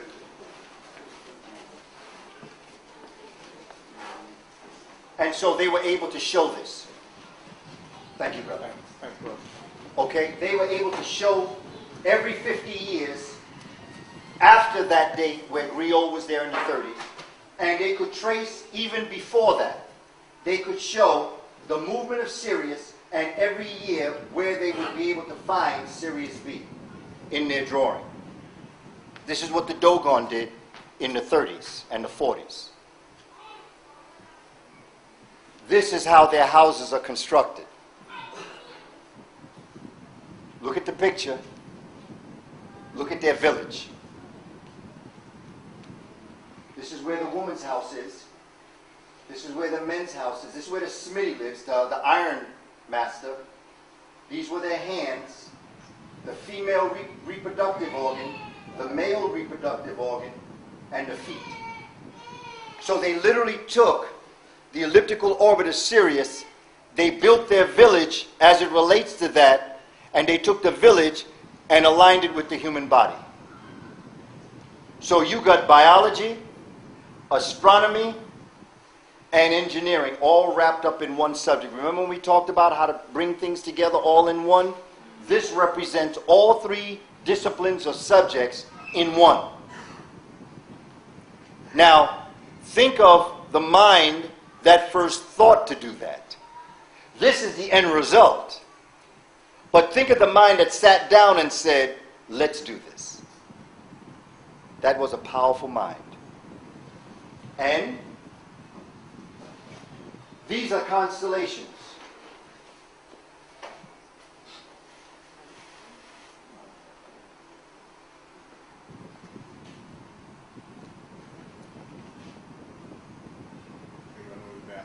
Got to move this forward. No, that projector. 15. about the best we can do. These are the constellations in the heaven in the northern hemisphere and in the southern hemisphere that our ancestors looked up into and developed all of these things that we're looking at.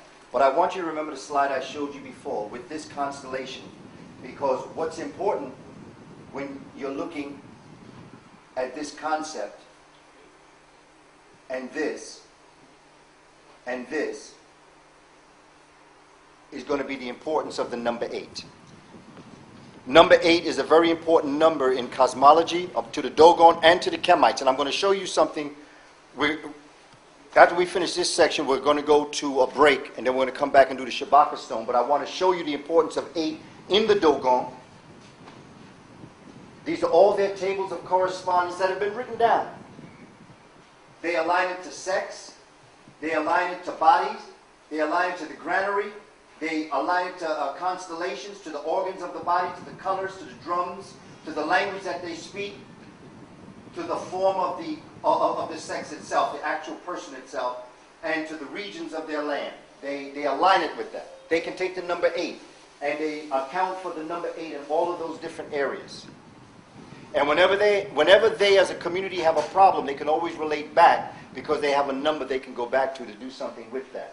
You're going to see the same thing happen in their creation story and in the Shabaka stone. What did the Dogon know? The Dogon knew about the actual movement and the actual orbital periods of this invisible star. They knew this. They understood how Sirius B moved around Sirius A.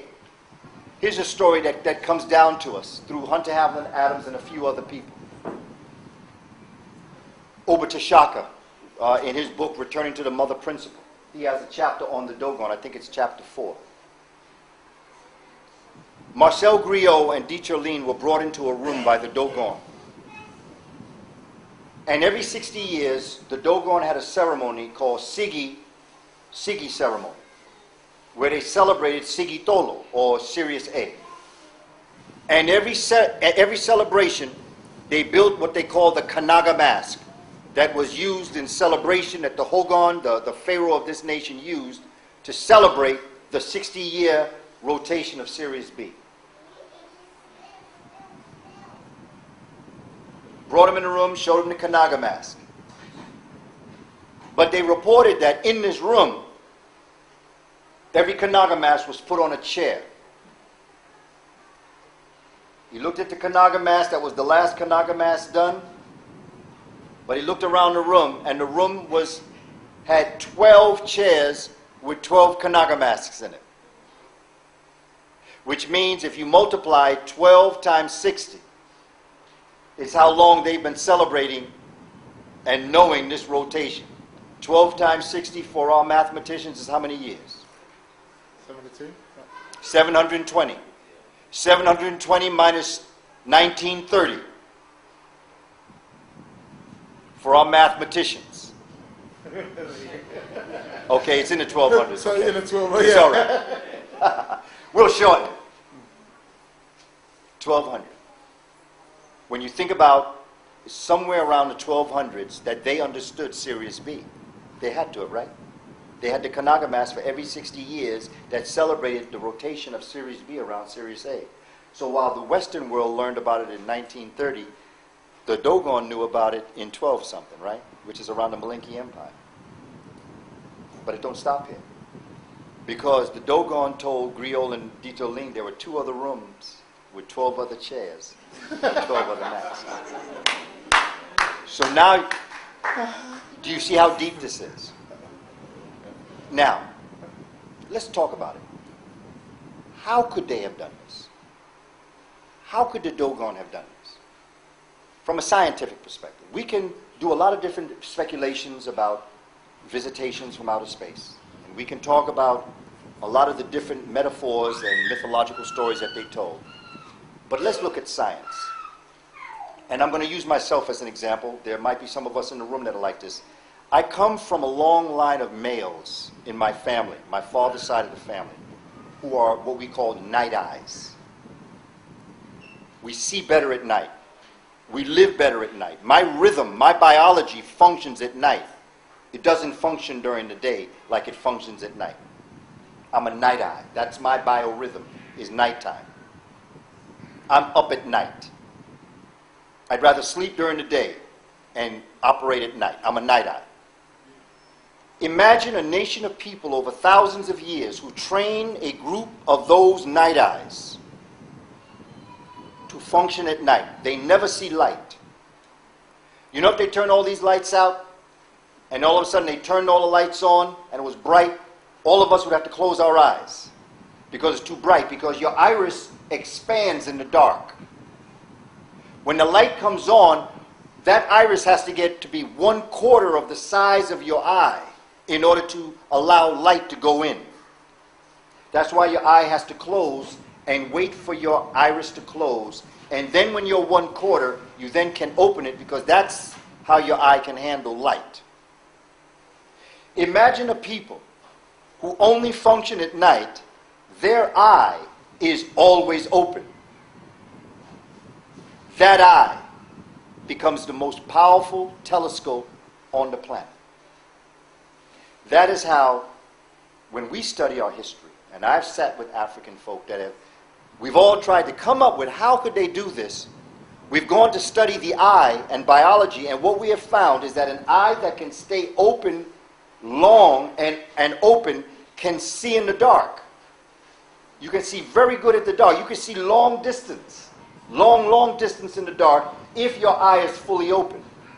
But in the world we're living in, there are so many night lights and traffic lights and lights all around us, we never get to practice over a long, consistent period of time to have our eye open that way. But imagine in the cliffs of the Dogon, where there are no lights, except for during the day. A people who wake up in the dark and go to bed at the light, who live that way for generations. They're trained. Just like the Smitty was trained, just like the cobbler was trained, just like every different special area was trained, the night eye was trained always to be open in the dark. That eye becomes the telescope that could see Sirius and would have no problem seeing Sirius after generations of training. This is how they would know that Saturn had rings. This is how they would know that Jupiter had moons. This is how they knew that the planets revolved around the sun. This is why they said that just like the planets revolve around the sun, our sun rotates around Sirius. They knew that. These were simple people who were extremely complex. They took the complex and made it simple. This is what they drew. That's Saturn up there. They drew Saturn. That's their drawing from the book. Saturn with ring. That's their drawing of Jupiter. Jupiter with moons. They knew this. No telescope. How did they know this? They knew it because they had a trained natural eye to be able to see in the dark, like the owl. And there is Sirius. Here is where they understood oxygen. Oxygen that enters the bloodstream. They understood the power of the life that oxygen gets in the blood system and how it is carried through your body that gives your entire system the oxygen that it needs. They understood this. Somebody must have been doing some surgery or something equivalent to that. And in fact, they might not even have been doing surgery. They could have had a whole nother way of doing things without cutting people, because black folk don't like to get cut. So they could have found out another way to enter that body in many different ways, including using cortophones, cords that could activate the liquid systems of the body. When we talk about the Moors, I'll tell you what they developed when they played. When they played guitar over the body, and they looked at the different liquid systems of the human body, the phlegm, the blood, the mucus, and the hormones. And they had a lute that they brought into Europe that they had practiced on. And if you had a circulatory problem in your system, they would take the guitar and put it over your body and strum it. And according to which string they hit, it would impact the different type of hormone or liquid you had in your body, and it would literally open up the vessels to allow all of your liquids to flow freely. And you know that's possible. You ever heard jazz? When you're uptight, you listen to some jazz, and that just eases you, it calms you. What makes that happen? That's impacting your nervous system when that happens. Our ancestors understood this. So did Thelonious Monk. The Dogon creation story says that in the beginning there was Numo. Numo is water. Amma rises out of Numo and is the word, the creative word, the utterance that calls and makes things into being. And Amma calls into being 4 pairs, who he calls the Numo twins. And each twin has a dual role. It's the same thing. It's like good and bad. Good and bad is only by matter of degree. When does good become bad? When does bad become good? When does hot become cold? When does cold become hot? It's the two extremes. Our ancestors in Kemet called it the law of opposites, the law of complements. But they're the same thing. Good and bad is the same thing. It's by matter of degree. Up and down is the same thing, by matter of degree. So that the 4 pairs were one, but they were 2 sides of the same thing. So you had twin creations. You had the creation of the cosmic universe, and then you had the creation of the earth. There were 2 creations. One grew out of the other. And out of this story, they said that the center of these twin creations was Botolo, Kisiusi, this little, what they call the dwarf star, this black hole, that it's 1/4 the size of our moon. But if all the human beings in the earth were to try to pick it up, we couldn't pick it up. If you took a thimbleful, you know thimble, when you sew, you put a thimble. If you took a thimbleful of sagala, which is what they called it, a thimbleful of sagala, it would weigh 2,000 pounds. How does a Dogon know? Now, this is where astronomy comes in. This is where space travel comes in. But I got to come back and talk to you about that, because that's a whole lecture in itself. And, you know, for us not to think that our ancestors did not travel in space is ridiculous. If the Western world could do in their limited time what they did in 50 years, what could we have done with thousands of years? Look at every Tekanu. Every Tekanu, called obelisk, every Tekanu looks like a rocket. Every pyramid draws the sun, light and heat energy of the sun. They got so deep into our story, they wrote a story. They call it Stargate. You saw Stargate? You know, I'd be ashamed after a while. You know, look, I give credit where credit is due. These folks stole everything, and they put their name on, and they don't have no shame. I'd be ashamed. I said, yeah, I stole it, but, you know, I feel bad about it, but I stole it, yeah. And then the singing ceremony. We're going to take a break. This is the Dogon portion. When we come back, I want to take you to the Shabaka connection. I want to show you how the Kemites had a relationship with the Dogon, and what I just told you, I'm going to show you how the Kemites said the same thing. Shemem Hotel, Amuna Satisfied.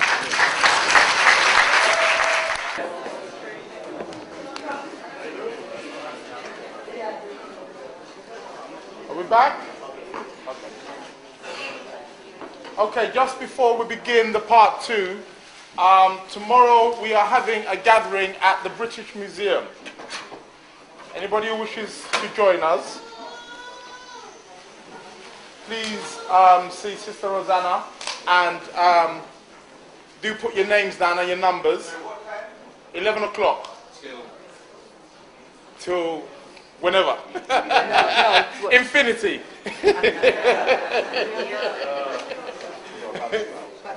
11, 12, 1, 2, 2:30, 3 o'clock, yes? Okay, 2:30, 3 o'clock, okay. But you can stay there if you want. There's a lot of stuff in the artifacts that are there that when you see it, you probably won't want to leave anyway, to be quite honest.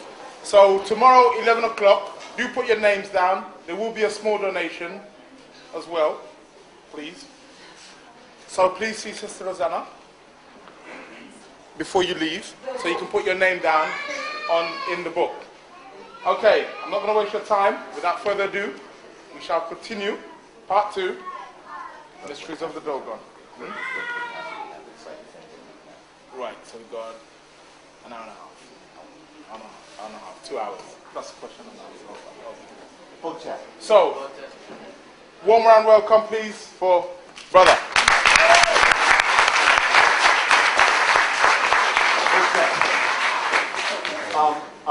A lot of the reason why I'm going to the British Museum tomorrow is because of this next piece that we're going to do. I've been doing research on the Shabaka stone probably a little over 25 years now. I was first introduced to the Shabaka stone through getting a book entitled Stolen Legacy by George G.M. James. Chapter 8 deals with the Memphite theology. As I did my research, I found out that the Shabaka stone was uncomfortably being housed in the British Museum as item number 498. The Shabaka stone, as we're going to go through this, is probably one of the most important primary sources that we have. I have done research for those who have got the DVD with myself and Dr. Gabriel Yibo. Dr. Gabriel Yibo and myself, we are working out a process. He is the mathematician, physicist, nominated for the Nobel Prize in Physics. He is operating out of a concept that he has found what is called the formula for the grand unified theory. Albert Einstein died saying he was trying to find it. The great majority of physicists are trying to find it. Dr. Gabriel Yibo has found it. The formula is more important than just knowing a formula. Mathematics is spirituality written down. When you decode and understand the Shabaka stone literally, you would be able to achieve the feats of the master priests and priestesses of ancient Egypt, Dogon, Bambara, and all of the other African nations within Nigeria, Ghana, all of the things that they sought to bring under their control. And by control, we mean one with nature. Not defeating nature, not messing with nature, but becoming nature. That formula, basically, if I could break it down in a way that is just straight out, simple.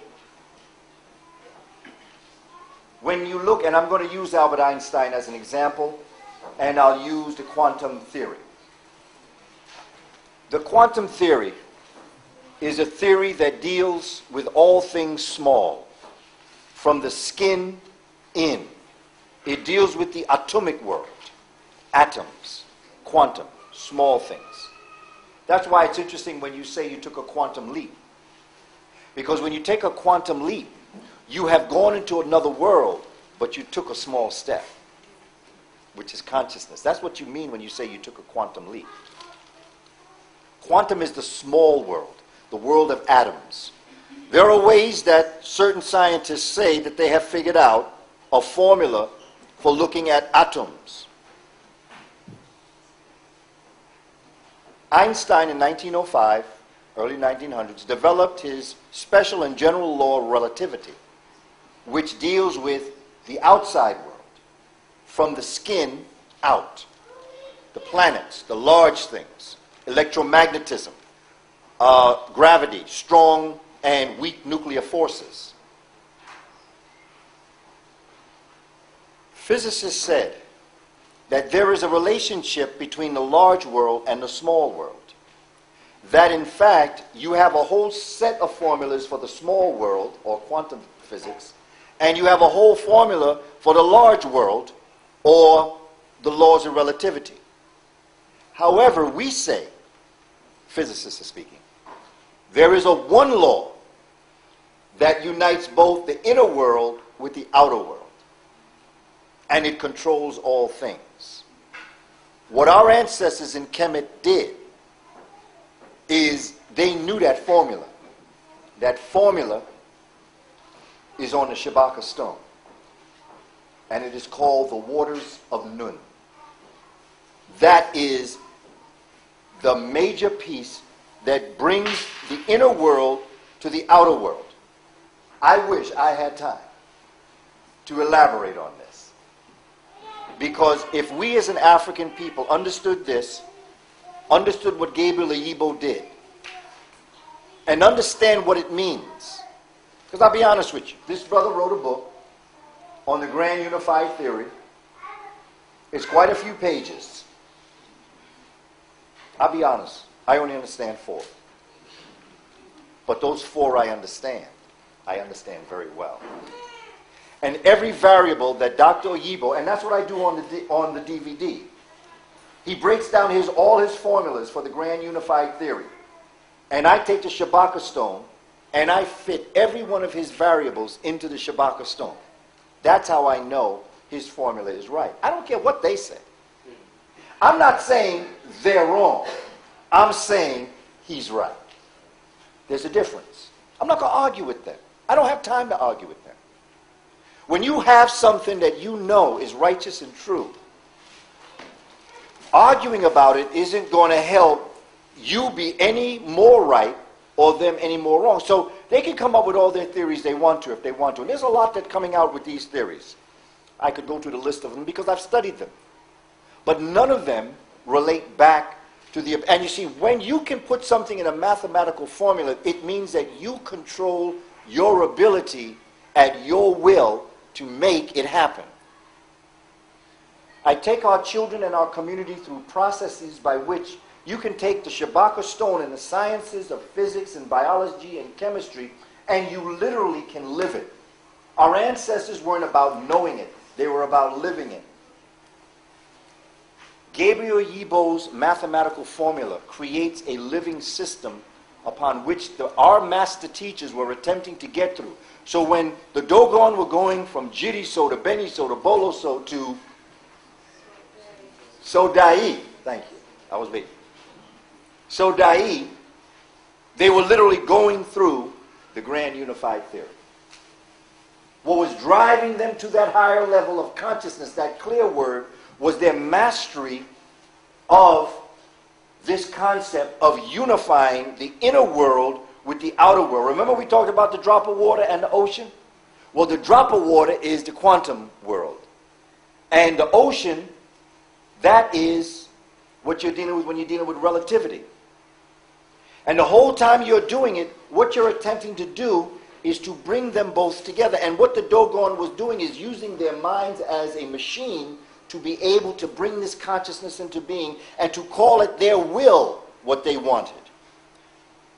When our ancestors were in Jamaica, Paul Bogle, if I can call that brother's name, Marcus Garvey, if I can call that name, when they wanted to be free, they did not write it down. They did not ask permission. They became free. The people around them became free when the people around them stayed around them. So they willed it to happen. We are here watching our world going through all these changes, and we're wondering, what's going to happen? Well, what's going to happen is what you will. We're spending too much time wondering what they're going to do. The question is, what you going to do? The Shabaka stone is a writing on a stone that is a rewritten version of a much older version. It sits in your British Museum.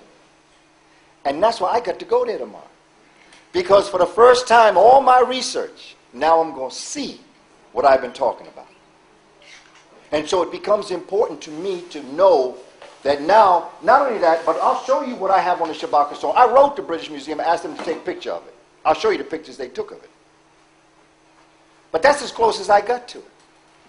But tomorrow, I'm going to be there. And now, when I go back to the States, when I'm standing next to it and I have a picture, which I'm sure they're going to let me do, or I'll do anyway. And when I'm standing next to that, those that have heard me talk about the Shabaka stone will see me standing next to it and will see its size. Because we've never had anything to measure its size because we've only seen the stone all the time. We know it's we know it's 3.4 feet by 4.8 feet. I'm not sure how that would measure out in how you measure things. But the key is now our people in the United States will be able to see it along with the Shabaka stone. This is one of the most important pieces that I think that is at our disposal And so I'd like to share this with you. That's kind of far away. It's okay. I'll talk about it. Basically, I know the camera can do a better job, so it's good if you keep in contact with those who are making the DVD. But I'll talk to you. Again, this is the lesson plan. When you talk about a lesson plan and how to teach something, you have to take things in steps. We read books, which have its place. But as a teacher, I write recipes of intellectual. You know how you write a recipe? And you write down your ingredients, and you write down how you cook it. Well, that's what a lesson plan is. A lesson plan is my intellectual recipe where I write down all the things I'm going to need, and then I write down a process by which I'm going to teach this lesson. A lesson plan should be something that I write down that I could give to anyone in this room, and you could teach the same lesson. It might not come out the same. But when you write down a recipe, you might be cooking fried chicken, but no matter how someone cook it, your hands are going to make the chicken taste different than someone else's hands. So you'll have a lesson plan, but my lesson plan may come out different than the way someone else. But the basic chicken, fried chicken, should be fried chicken. You shouldn't be doing a recipe for fried chicken and somebody tells you that it tastes like roast pork. There's something wrong with either that recipe or your ability to read. When you write a lesson plan, someone should be able to pick up that lesson plan and teach that lesson, but have his or her own flavor in it. So these are the lesson plans. Class number 2. Class number 3. Again, I realize time won't allow us to do it. And we're a little bit far away, but I think that having this on videotape and being able to zoom in on it will help you as you move away from this and be able to understand what's going on. The Shabaka Stone is a rewritten version of a much older document called the Memphite Theology. Now, what's interesting is that Memphite, of course, comes from Menefer, and it comes from Mene, who was the first pharaoh, as they say, of the first dynasty.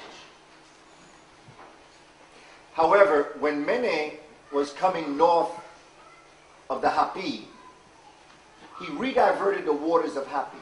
He made an elbow in Hapi, and he dumped up earth, because geographically, Memphis was a very important geographical location as it was related to its place on the planet. That's why Giza is not far away, because that whole area is cosmologically important. So he said, we have to dump up. So he rediverted the waters of Hapi, he dumped up land, and he created a theocratic capital of Kemet, of which he called Hiku-Ptah, H-I-K-U-P-T-A-H, Hiku-Ptah. Hiku meaning the spirit or the essence, Ptah meaning a hill.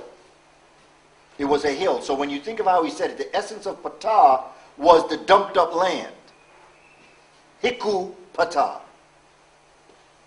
You know in Christianity where Christ says to Peter, I'm going to build the rock. You are the rock. Upon you I'm going to build my church. His name wasn't Peter. His name was Ptah. But we don't know our history, so we can't make that connection. No Peter, Ptah. The rock upon which I'm going to build my church. That was the theocratic capital of Kemet. You see what I'm talking about, brother? The idea is, his name wasn't Pythagoras, his name was Pythagoras. Pythagoras. Now it comes down to us, Pythagoras. We don't know our history. I'm not talking about us in here. I'm preaching to the choir right now. I'm talking about us as a nation of people worldwide. We don't know who we are. We don't know how great we are. We don't know how they stole from us. And because we were so spiritual, you know, spirituality is a great thing. But the more spiritual you are, sometimes the more superstitious you are. You know, the flip side of spirituality is superstitious. And sometimes when you get superstitious, other people can come in and bamboozle you. They can hoodwink you. They can tell you that, oh, can I see that? They notice you didn't put your name on it. When you turn your back, they put their name on it. They go to this area. I'm talking about these people we call the Greeks. And they're going to plagiarize all these Egyptian books that they stole. And so they're going to rewrite these books and they're going to claim it. So they go to buy their paper, where they're going to copy on this paper, they're going to rewrite these books. Shabaka Stone was one of them. They go to where the people sell the paper. Bless you, brother. A place called Phoenicia, which means the color purple. Because the Phoenicians were dealers in the color purple, and they were also the dealers in paper. Where did they sell the paper? They sold the paper in the capital of Phoenicia. What was the name of capital of Phoenicia? Bless you. True word. Byblos. They named the book after the capital where they bought their paper. It's like in the United States, if I wrote a holy book and I called it Washington, D.C. And now we think Bible means holy book. It doesn't mean that. It doesn't even mean paper.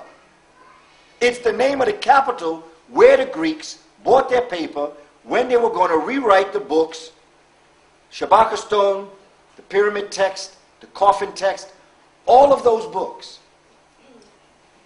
All of them written by dark complexion, curly hair, wide nose, thick-lipped people, are all the Old Testament and the New Testament. The Old Testament is the story of Asar. The New Testament is the story of Heru. The two stories combined are called the Passion of Osar. For those of us who know the Passion of Christ, it's the same story. You know Asher Kwesi. Brother Doctor tells you this. Ray Hagins, he tells you this. There's an elder brother named Charles Coffer. Went to Egypt with Dr. Asa Hilliard, none of before. Bless that brother. Been transcended with the ancestors now 2 years, August 13th. This brother was so taken back by what he saw, because he said, do you know when I'm reading that wall and you explain to me what that's saying? It's like quoting scripture. This Bible that I've been teaching, that's the wall. Genesis is the Shabaka Stone. There is Pharaoh Shabaka. The Memphite text written on the Shabaka Stone now resides uncomfortably, as I call it, because it ain't home, at the British Museum, number 498. And I'm also afraid of it going back to Egypt, because it would go in their hands and they didn't write it either. The Memphite text is written, the Memphite text, a rewritten version of the Memphite text written on the Shabaka Stone is a rectangular slab of black granite which measures 92 centimeters by 137 centimeters. I need my glasses. 130 centimeters. Basically, in our measurement in the United States, we would call it 1.13 yards by 1.6 yards, or 3.4 feet by 4.8 feet. It consists of two horizontal lines at the top, and I'm going to show it to you, written at the top across the entire width of the stone, and 62 columns which begin on the left side, and in addition to numerous gaps and spaces, the middle portion of the text, column 24 to 47, has been almost completely obliterated owing to the slab's reuse as a nether millstone. It was used as the bottom half stone upon which grain was placed to crush. So you know that the people who were crushing that grain didn't know what they had. This is a sacred document. And they're using it to crush millet. They can't even read it. They don't know it. The people who are in Egypt today are not the original people of Egypt. They are to Egypt what Europeans are to America. They are invaders. They are not the original people. And so the Memphite text was copied onto the stone by order of King Shabaka of the 25th dynasty of Kemet, approximately 710 BCE, before the Christian era. Because the original written on papyrus, or it could have been written on leather, because we know that our ancestors carved on leather the skin of Heru, or Hathor, was found to be worm-eaten. And the text is a work of the Old Kingdom or even earlier. Its precise date is not known. The text is both a scientific treatise and a metaphoric drama. If you took the time that it was actually written to Pharaoh Shabaka time, took Pharaoh Shabaka time to today, more time elapsed between when it was written in Shabaka and today. And Shabaka is saying that this is the work of the ancients, and we must preserve it, we must honor it. So he rewrote it and then added to him the Kushite knowledge of astronomy that the 25th dynasty had gotten to that point in history. This is the Shabaka stone in the British Museum. I use this as a primary source because I need you to understand how important a primary source is. This is why they don't invite me to science conferences, because I know what a primary source is. You walk in with Shabaka stone and an explanation of Shabaka stone, you probably could shut down every science conference on astronomy that exists, because you will have in your hand a document at least 1,000 years older than anything they can put their hands on in Europe. And what they would put their hands on would be the work of the Moors, which they wouldn't want to touch anyway. Think of that primary source. See, we need to think in terms of primary source. This is why I try to move away from emotion. You know, fire people up emotionally, and sometimes I get into it because I can't help it. I'm a black man living in America. I can't help it. But I try to stay as close to the scientific method. I try to stay close to just dropping the science constantly, so that when you get into discussions with people outside who may not be of your cultural persuasion and they challenge you, you can hit them with the science and shut them up. See, we don't need to argue with them. Shut them up. And the way you shut them up is by showing your science, showing them their astronomy. Because once you do that, they can't argue with you anymore. Because they're hoping that they can get into your emotion. They hope they can call you a name and get you back and forth in the emotion. But once you chill, okay? And you know, you tell them, you know, like I've told folk, okay, when you get over this emotional explosion, we can talk like adults. That upsets them. Because they expect me to get emotional like a child. Because they're calling me names. And you see, I know for a fact that because I have a primary source, I know they have nothing to come up against me with. So I walk into the discussion winning. So that when they come at me, I just wait until they calm down. And then we can get back into the discussion. So what I attempt to do is to look at a primary source. A primary source is when you actually got something where the people who did it are talking to you. Shabaka is talking to us 710 BCE, long before Copernicus, long before Galileo, long before Johannes Kepler, Stuttgart, Germany. You have a primary source where not to mention, of course, they all admit they studied Egyptian planetary science, but that's a whole other thing. But I'm talking about an African primary source that I have in my hand, that I can demonstrate how our ancestors knew the development of the cosmic universe, starting from what they call the Big Bang, straight through the origins of organic life on the planet. I can show them in this document where it is.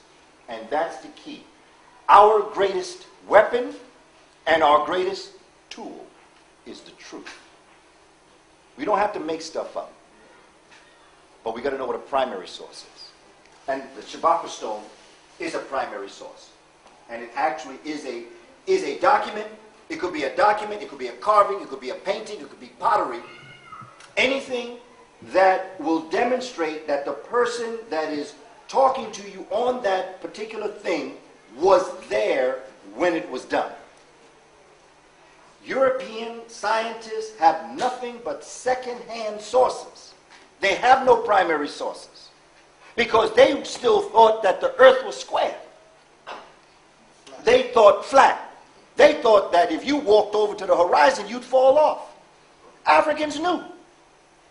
The Dogon knew that the earth circled the sun.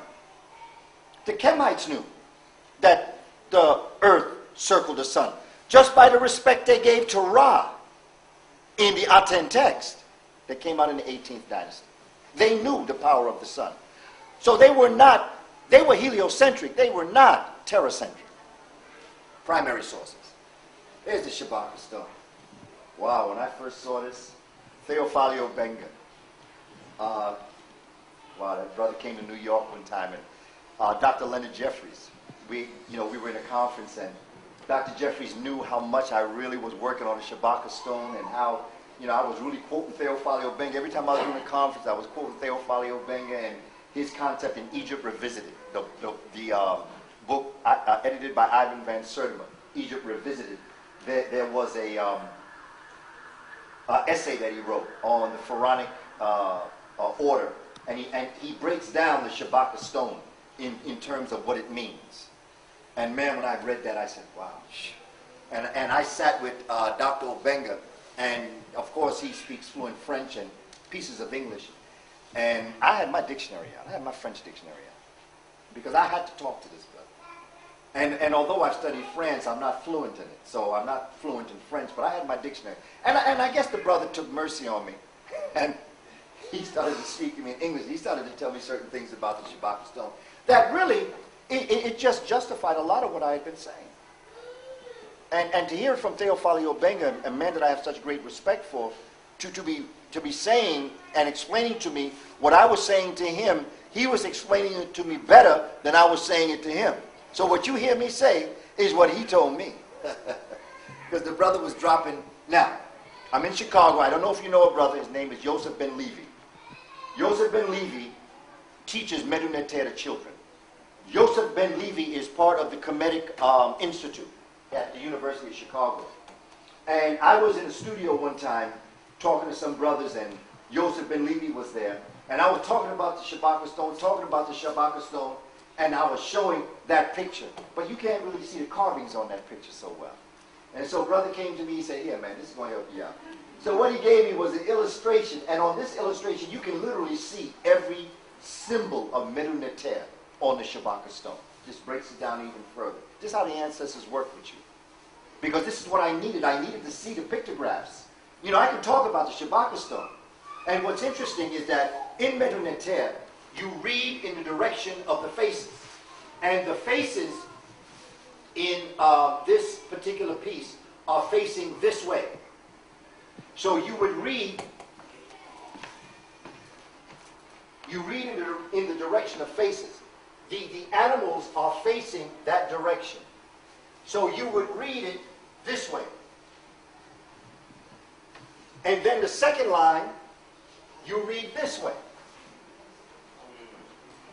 Okay, now think about that psychologically in terms of reading. Imagine if, when we read left to right, left to right, left to right, left to right, left to right. We spend time going all the way back to the left to go to the right, all the way back to the left to go to the right. Imagine if you read like this. Think about how that African mind worked. We're not talking left brain or right brain. We talk about simple whole brain. See, we always talk about, okay, if you're right hand, you use your left side. If you're left hand, you use the right hand. Right brain. Our ancestors didn't talk about left brain, right brain. They unified the whole brain. So therefore, when they function from a whole brain mentality, and you have to get into the process of thinking. I'm going to give you a exercise that you can start to do as of right now to begin to think like that. If you're right-handed, when you get a chance, start to write left-handed. If you're left-handed, start to write right-handed. Slow but sure.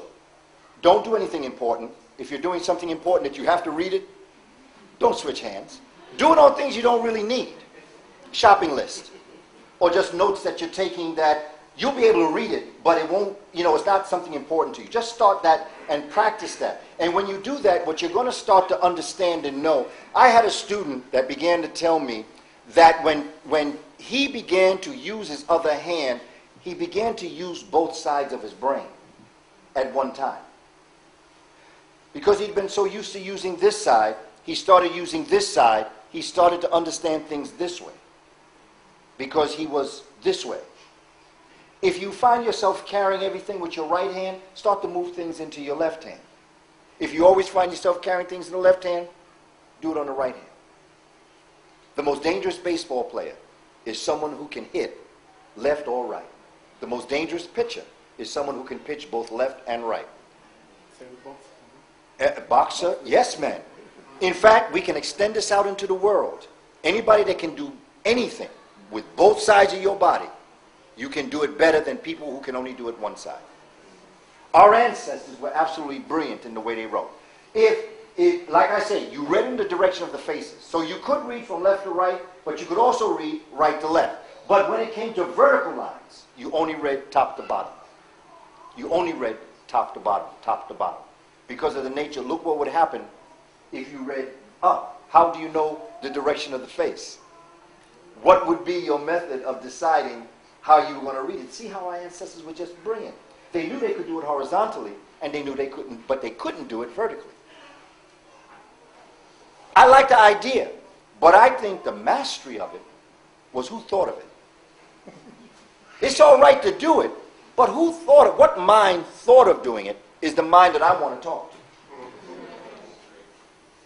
Now, British Museum, I say, look, I want you to give me a picture also of the upper left-hand corner or the upper right-hand corner of the Shabbat stone, because I may not be able to read all the glyphs, but I want to at least be able to pick out what it actually looks like. And so that is a picture of the upper left-hand, I'm sorry, the upper right-hand side of the Shabbat stone. Here's the geography. We're going to place ourselves in space. In space. Africa, the Nile, the source of the Nile. Our ancestors saying that their origins were at the foothills of the mountains of the moon. The source of the Nile is in what we call, as we said earlier, Kenya, Uganda, and Tanzania, the Great Lakes region. Any river that has its source south of the equator flows south to north. Any river who has its origin north of the equator flows north to south. One of the things that we're looking at and developing and understanding is the ability to look at this information and understand how it works. I was teaching a first grade class in the Bronx. I had gone to Egypt, and Dr. Ben, when he gave his lectures, he kept talking about going up. He said he's going up north. He's going down north, up south. And because I live in the United States, we as African people always say, I'm going down south. They're going down north, up south. And even like I made that mistake just now, it's hard for my mind to be able to understand. So, I'm going to the first grade class, and I'm going to teach the children about Hapi, about the river. And I'm trying to figure out how I'm going to teach the class this river. And I go to a brother who sells oils. And he sells the Blue Nile. It's a scent called Blue Nile. And I go to him and I say, well, tell me this, brother. Is there such an oil called White Nile? He said, yeah. He said, I don't sell it because it's too expensive. But there is a White Nile. I said, okay. I said, where do you get your oil? So I go down and I get the oil. And I get another oil because, you know, the White Nile flows. And then from Ethiopia, what we call Ethiopia, Lake Tana and the Atbara River come down in a force so strong. And you know, in health food stores, they have something called spirulina. It's a blue-green algae. That originated in Ethiopia. That blue-green algae that gives health and vibration and vitality to the human body was what was in the waters that flowed out of Ethiopia. And that's why it's so healthy for us. And that dark blue-green algae is one of the things that makes the Blue Nile blue. The White Nile is clear. The Blue Nile is blue, but the Blue Nile comes down with such a force. It meets the White Nile in Khartoum, and the energy that is pushed through the Blue Nile pushes the White Nile, joins the White Nile, and both the White Nile and the Blue Nile join, and it goes further up north, and it joins the Mediterranean Sea. Over thousands and thousands and thousands of years of this inundation and this movement and these waters, Egypt was born. Egypt was part of the marsh of the Mediterranean. And it was born, that's why they call Egypt the child of the Nile, the gift of the Nile. So I had bought an oil that I call Ra. And I went to the class, and I'm sitting with the children, and I tell them, I'm going to, just a first grade class. Basically, first grade, if you add 5 to whatever grade, because children are 5 when they go to kindergarten in the United States, for those of you who know. And so if they're in the first grade, they're somewhere around 6, 7. It's going to what part of the year they're in. So these are 6-year-olds. And I'm trying to drop this knowledge on the Nile River on them because I'm just so taken back by Dr. Ben. Same kind of concept I had when we talked about ancient Egypt and they wanted to go on the field trip. Well, I have the same excitement. And so I'm demonstrating, so I take White Nile, because I bought little bottles. I took White Nile and I poured it into a cylinder. And I said, this is the White Nile that starts. And I go into the map and I show them how it's coming out of the Great Lakes region moving up. And the children are just looking at this oil now because I'm using things to teach them. It's not just about, because if you know 7-year-olds or 6-year-olds, you're not going to lecture them because they're going to be climbing the walls in 2 minutes. So you got to be part actor or actress to keep these young people in place. So, and they're just looking at that oil dripping into this thing, and they say, wow, this is something else. And then I talk about the Blue Nile, and I say, the Blue Nile come, but I say, there's a force, there's an energy, there's a spirit in the Blue Nile coming down that makes it come around. And I add this other oil that I call, and this is called Ra, the sun. And that oil come down, and they're just fascinated by this, you know. And so we end the class, and I'm leaving. And they say, oh, Brother Booker T, but can we smell the oil? And you know, it never dawned on me that they'd want to smell the oil. I was so busy trying to teach them about the Nile River. And so I took a little bit and I dabbed it on them, and I went back to my other school that I was teaching at, and I moved on. The next week, I'm going to teach the next first grade. So I go back to the school, and I'm going to teach the first grade, this class, about Hapi. Some of the children from that other first class came out to me, and they said to me, Brother Booker T, when I went home, my mother smelled me. And she wanted to know what that was. And she said, and I told her that you taught a class, she said that she wants some of that oil. And I said, it never dawned on me to make oil. I was just trying to teach, see, that's how the ancestors work. I was just trying to teach this lesson to the children and do it in a way that was exciting for them. And so I said, well, you know, you got to tell your mom, you know, that I don't sell oil, and, you know, tell her, I don't sell oil. So I go to my next class and I teach. This time I have a little heads up on it because now I know, and I give everybody a little dab, and I go. I come back to teach the third week. The mother is in the school. And she gave me $10. She said, brother, I don't care if you sell it, just make some more and bring it to me next week. So I take it and I go into the third class and I teach. I go and make the oil for the mother. I go down to Brooklyn and I buy the oil and I come back and I got a little bottle and I give it to the mother. But now mother got friends there. Long story short, it was a blessing because now I sell the oil. And it's called Hapi. Because the children, because of my excitement of wanting to teach the children something about our culture and history, it gave me a business. And I never did it for the money. I did it to teach the children, but reciprocity. Ma'at says that she will give you if you give her and her children. And that was what this was all about. was about happy because I was still trying to figure out how I was going to go down north and up south. Because my father lived in Alabama. My daddy used to say, I'm going down south. And I was trying to figure that out. So in teaching the children, this is one of the things that happen. By the way, I got a couple bottles of oil if you're interested. That's my commercial. This is the pictograph of Hapi. Yeah, like Barashango. Notice this. Hapi, the gift. Bringing the gifts. Got a nourishing breast and is pregnant. The pregnant waters is an androgynous symbol that our ancestors were able to perceive things both male and female simultaneously. Because the waters give birth. It nourishes through the breast as a mother will nourish a baby with the breast. What Hapi brought to the African community along Hapi, our ancestors said it's like a gift from our parents.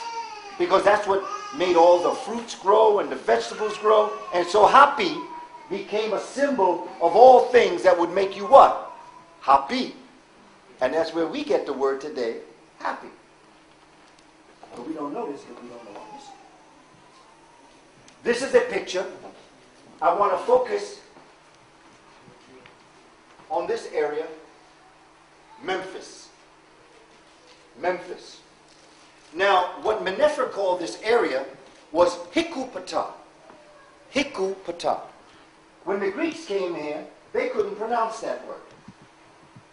So they called Hikupata, Egupatos. Egupatos from Hikupata. Hikupata, Egupatos. What do we call it today? Egypt. So when we're arguing about let's call it this or let's call it that, Egypt is also an African word. It's just a contaminated word that has come from Egupatos, from Hikupata. Hikupata, Egupatos, Egypt. Same exact word, except it's gone through its derivations. Another picture of Kemet. Again, we're looking at the geography of the Shabaka stone. You're looking at Napata. Napata is down here. This is the birthplace and the home, the capital of the 25th dynasty, the Kushite dynasty. You're dealing with Kashta, Pianki, Shabaka, Shabataka, and Taharka. Here. And they travel all through Kush, Kemet, and they come up here. And it is Shabaka in this area here who comes upon the Shabaka stone, the Memphite text, and says, we're going to rewrite this document. It's worm-eaten. And it is a testament and a document to our ancestors that we cannot let just go worm-eaten. We're going to rewrite it. But this time, so we will always remember it, what are we going to do? We're going to write it in stone. And what do we say when the document is final? And we say it's written in stone. I think Earth, Wind, and Fire wrote a song about that, didn't they? Written on a stone, something like that. Another of Kemet, looking at the rivers of Kemet and Hikupata, or Memphis. Here is it from an African perspective. Brothers like Tony Browder have decided to make us look at the world the way Africans looked at the world. So instead of the Mediterranean Sea being up there, the Mediterranean Sea is down there. So now when we say, I'm going down north, you are going down north. Now you're looking at the river as it flows. It flows out of Nubia, Kenya, Uganda, Tanzania, comes down, and it empties out here. As opposed to what we've always seen before in the other direction. Because when you look at the world from that direction, you're really looking at it from a European perspective, because the European perspective looks at the world from whence they came, which is north to south. When you look at it from an African perspective, you're looking at south to north. The primate of the essences. The Shabaka stone has 4 sections to it. The first 2, the 2 horizontal lines, tell the historical background of how they came upon the stone. That's the history of it. This is where Shabaka is saying he came upon it, it was worm-eaten, and he had it rewritten. And then you have 62 vertical lines. Those 62 vertical lines are broken down into 3 philosophies. The primate of the essences of pre-existing order and arrangement, and the essences of order and arrangement. The Greeks call it the Ogdod and the Enid. I don't even deal with what they call it. I deal with the African perspective. The primate of the essences of pre-existing, because see, they call it the gods of chaos. Africans don't believe in chaos. To them, chaos is pre-existing order and arrangement. Okay, when I'm in New York City and I pass the street and I see brothers and sisters hanging out on the block, strung out on heroin, I don't see them as being in chaos. I see them as waiting to be put in order and arrangement. So my perspective of talking to them comes from a different perspective. I say, yo, brother, you kind of messed up there. That's chaos. But then I say to them, well, brother, how are we going to work this out so you can, stand up straight and do what you got to do? There's 2 different ways that you approach chaos and pre-existing order and arrangement. Because in pre-existing order and arrangement, I see the potential of your order and arrangement, and I just see you in a pre-state of it. And so we try to work you from where you are to where you need to be. When you look at chaos, you're looking at something that is a little bit, could be hopeless. You got to put it together, as opposed to let it order and arrange itself. So the African perspective isn't of chaos. It's of pre-existing order and arrangement. However, in the beginning, our ancestors said, and I'll show you a pictograph, that in the beginning you had Nun. Remember we said Nun was what? Yes, it was water, but we also said when we went back to Dr. Yibo, and we were talking about that theory, what did we say the waters of Nun actually were? Right. Yes, but when we were talking about it, I said that the grand unified theory is the waters of Nun. That's where the waters of Nun, that is where everything, both big and small, are one and the same. Before the beginning began, you had the Nun, the endless waters of the universe. And that's what science tells you today. Water is what hydrogen. Everything is hydrogen. Hydrogen plasma. Everything is water, hydrogen. Dr. Yibo says there is only one. You study the periodic table of elements where you have all those. There's only one. And everything else is just multiples of that one. And what is number 1? Hydrogen. Number 2, helium. Lithium. Number 6, carbon. 8, oxygen. Moors went into Europe. And they brought their philosophy of laboratorical work. They brought it from Kemet, and everything spiritual was Al, so they called it Al-Kemet. And they brought it into Europe, and they taught the European how to go into the laboratory. This is what Merlin is about. And how you can extract protons or electrons from atoms, and you can reconfigure what it is. And so what the Moors did was they went into the laboratory, and they had these Europeans in there. And they took number 80.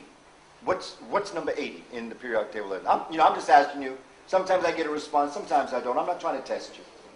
But it's just that my way of how I would teach the periodic table of elements. I wouldn't try to teach it to you from 1 to 100 and whatever.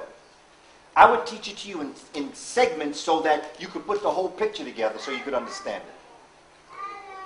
Number 80 is something that you put in a thermometer. It's red and it's liquid. There's only 2 liquids, bromine and mercury. Mercury is number 80. What they did is they took out of the piece a proton. They took out electron. What number was left? Not a hard question. 80 minus 1.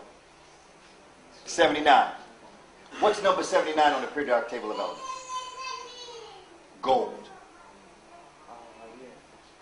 Gold, AU. Now, the story is that the Moors couldn't get over. What the Moors are trying to say is that if you extract the negativity in your life, you can rise to a higher level of consciousness. But the Europeans couldn't get over, he made gold. He said, yeah, I made gold. I made something that you value, but don't focus on that. Focus on what I'm telling you. Don't focus on the gold. When you extract all those things in you out, you can make something that is valuable spiritually. Europeans said, but you made gold. So they couldn't get over that fact. And that is where alchemy really started to move, because Europeans couldn't get over gold that you could make in a laboratory. Now, whether it's the kind of gold that you pick up in the ground, that's a different story.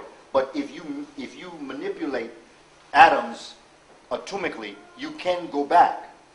If you think in terms of what you have, if 79 is gold, and if you're at number 20, you know all you have to do is add a certain amount of proteins, or protons and electrons to that, and you will make gold.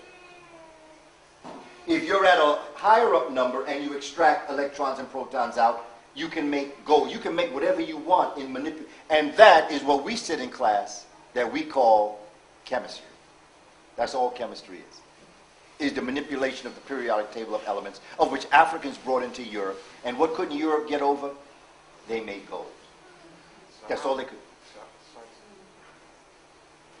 Go ahead, man. So how many elements fall in the original periodic table? That's hard to say, because there's still more to go.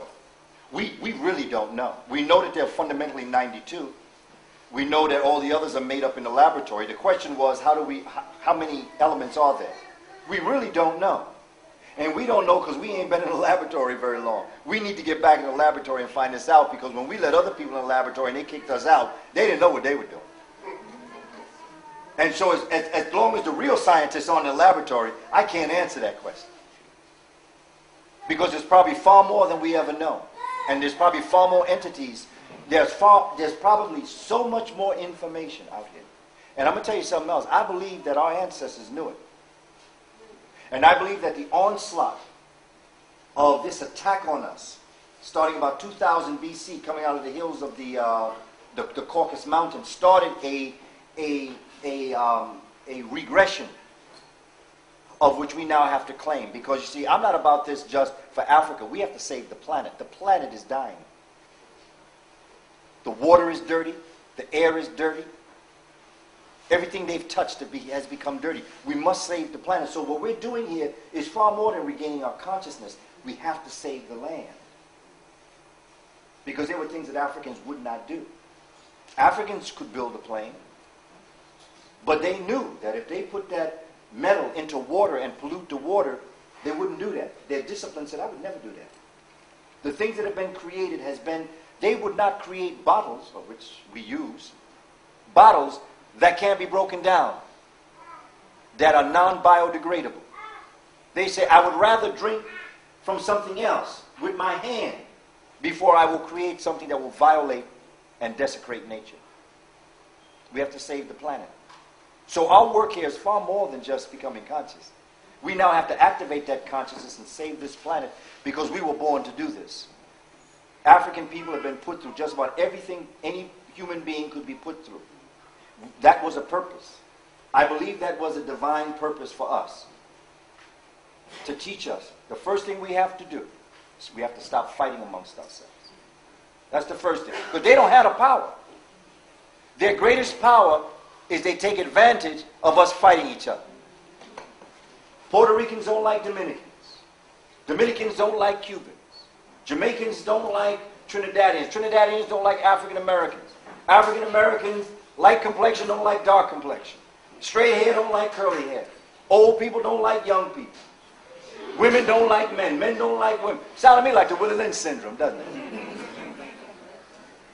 Out of Nun, which is water, came Ptah, according to their story. Ptah is the conversion of energy from potential energy to kinetic energy. Potential energy is energy at rest into energy in motion. Rising out of the waters of Nun, rising out of Ptah, sitting atop Ptah, came Atum. Atum is the creative word. It is the cosmic utterance. Medu Nefer, calling all things into being and beginning Kepra. Kepra is the process of becoming. The process of becoming of the cosmic universe. Now think of Kepra. Kepra as a symbol. We talked about the owl. Think of Kepra as a dung beetle. What does a dung beetle do? It eats dung. Cow dung. And it lives its life eating dung. It lays its egg and put it in dung. And it rolls the dung under the heat of the sun in the waters of Hapi. And the little eggs, the little dung beetles eat their way out the egg, out the dung, and then come to life. Have we ever said, because children are here, I'm not going to say it, but have we ever said, I don't feel like eating that dung? There's another word we use. I don't feel like eating that dung. But what our ancestors were saying is that the process of becoming demands that you eat dung.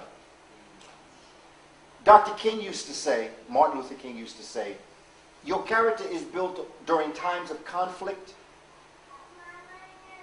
not during times of convenience and comfort. Conflict, not convenience. So that when we as an African people, we can use what's happening to us, as a tool.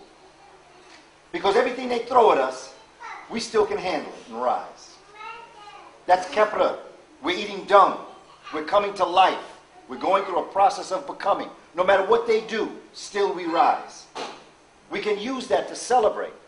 So instead of cursing the wind, we bless the wind for having sent this experience to us in order to perfect our character.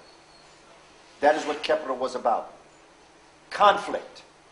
Times that are hard. Anybody can do the right thing when it's easy, when it's good. It takes a very special person to rise to the occasion to do it when it's difficult. And this is what Kepra represented, the dung beetle. A very lowly animal or essence in nature. Yet they took it and made it one of the most important symbols in their pantheon. Here's the story in pictographic form. The waters of Nun. Here you have the waters of Nun.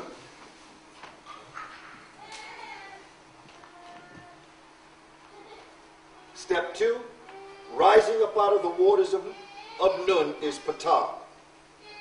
Step 3, rising up out of the hill, Ptah, comes out. This is water. This basically represents the beginnings of the cosmic universe, right here. Something happens at one divine time that makes Ptah come into existence. It makes energy that was at rest in the water activate itself, become energy in motion, and begin to rise. Of course, these are symbols of what they're talking about, because there's no way to really explain it. So what you do is you use metaphors to explain a story that has a scientific backing, so that Ptah continues to emerge from this hill.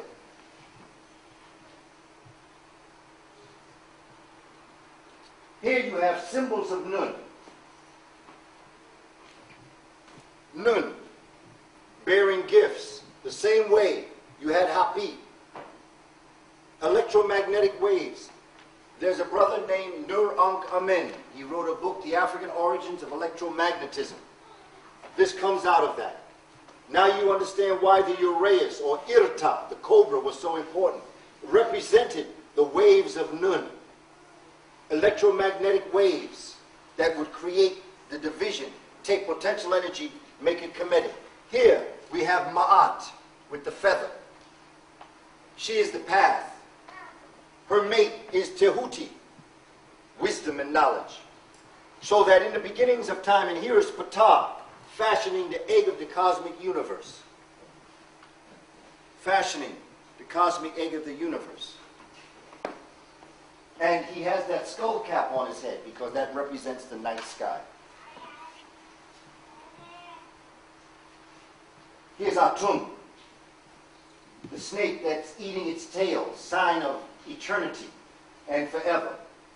Inside that is the symbol of Atum as it comes as a human form. The next one underneath is the same snake eating its tail, but you have Atom, the atom that we call today in science atom, in the middle of that with its electrons. And underneath that, you have the Eye of Heru, which takes the place of Atum when you have the pyramid, and then you have the Eye of Heru above that. And what's interesting about mathematics is Our ancestors taught mathematics using the eye of Heru. They taught fractions. You know, in the battle between Heru and his uncle Seton, his eye is plucked out, it falls on the floor, and it shatters into 6 pieces. And Tahuti comes to Heru and he says, because he's the one with knowledge, he says, if you can solve this, I will not only give you back your outsight or your ability to see outside, but I will give you insight. I not only will give you outsight, I will give you insight. And so what they do is that this eye of Heru in the mathematical symbols, there are 6 pieces. This is 1/2. Wherever you see this symbol is 1/2.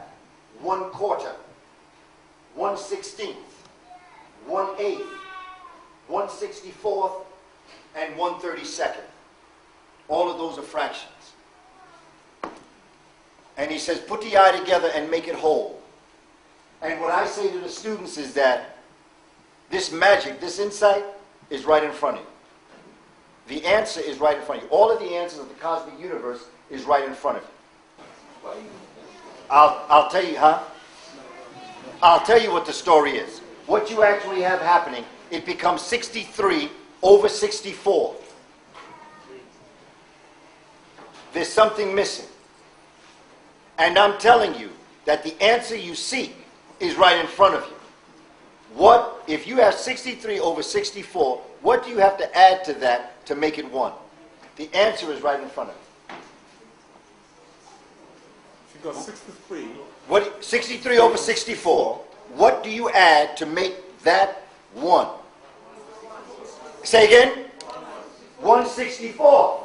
And guess what? This is the value for 1/64. And isn't that 1 right in front of you? That's the number 1 right there. So what they were saying in the metaphor, in the allegory, is that there is no such thing as magic. Heka means will. You will something to happen. In other words, what Tahuti in this story, this is a metaphor now, what knowledge and wisdom is telling the student is that everything you need to know is right in front of you. All you have to do is think. Atum, the eye of Heru. Now, the eye of Heru now, you will find in Indians, they put that little blue dot right there. You will find Africans have the concept of that third eye. In fact, there was a sister by the name of Sophia Stewart who wrote a book called The Third Eye, which came out in the movies. They call it The Matrix. The Nun. The waters of Nun.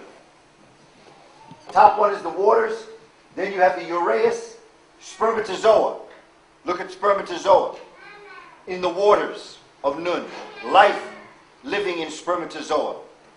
The formation of the actual microtubulus. You look at the frog, the tadpole and pollywog. Life. Electromagnetic wave. Time is running on us, isn't it, brother? Here in Dendra, this is what Doctor was talking to me about. In Kemet, this is one of the walls in Dendra, in Kemet. And they made these little hills like. When the sun passes over and shines on this wall, it literally makes these waves move. The way the sun moves across, it makes these waves move like when you're looking at a water, an ocean, and you see the waves. Well, that's what they literally could make that wall come to life and make it move. Not because the wall moved, but because the sun moved. Our ancestors are geniuses. Here, picture of Hapi. Look at those waves on his body. Hapi.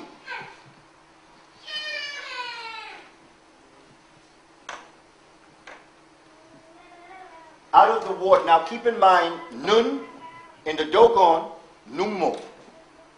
Amma is Atum. Amen. So that there's a correlation in that story. Look at the 4 pairs.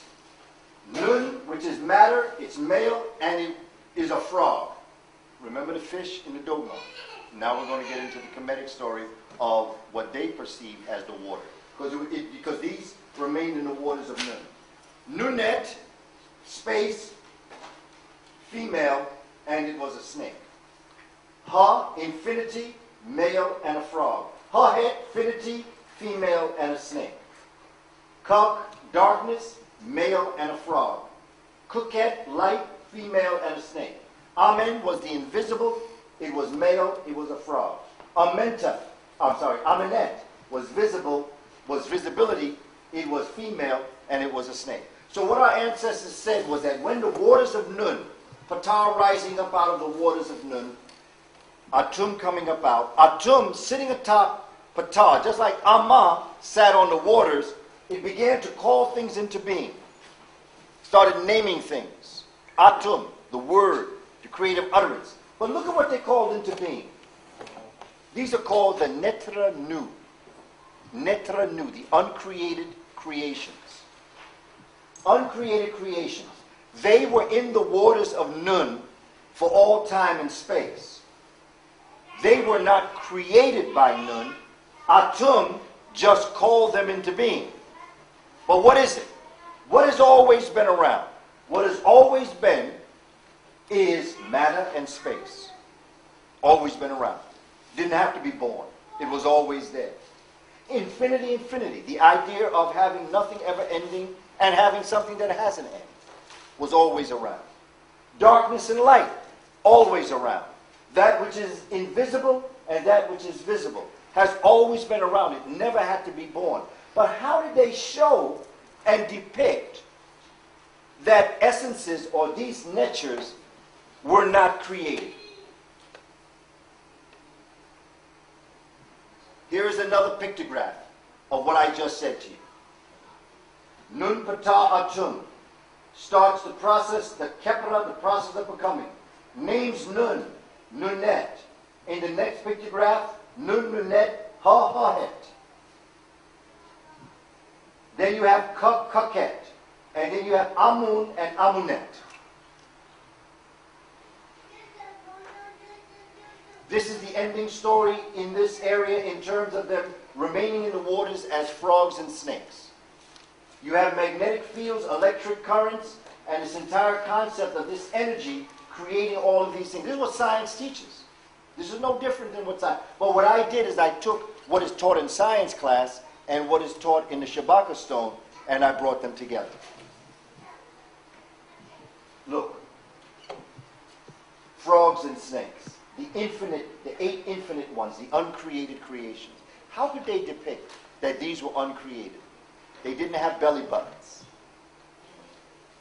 And if you don't have a belly button, it means you do not have an umbilical cord and you did not come from a mother. You were always around. What a genius stroke of intelligence that is, to be able to create that vision. See, I respect the people that did it. I want to talk to the person that thought about it. Because in that mind that said, let's do this, they had to be so deep. I need to talk to that person.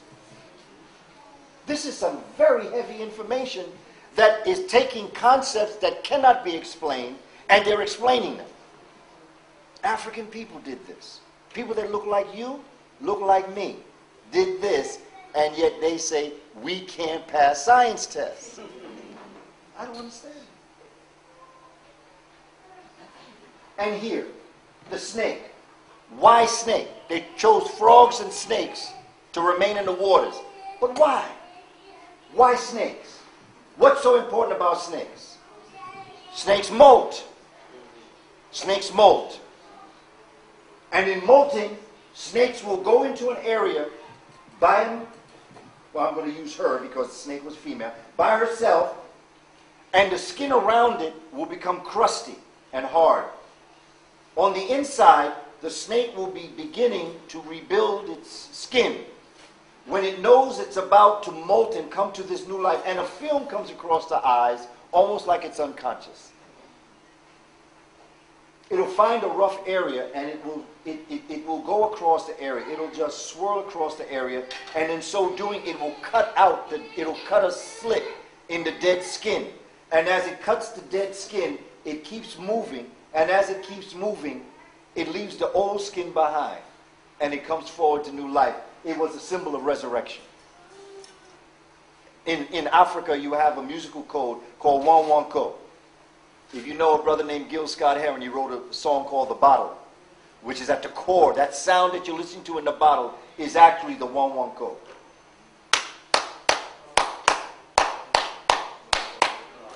That repeats itself throughout Africa. That's the One One Code. And it is a symbol of a snake. Here is a snake. This is a coral snake. This snake is about to molt.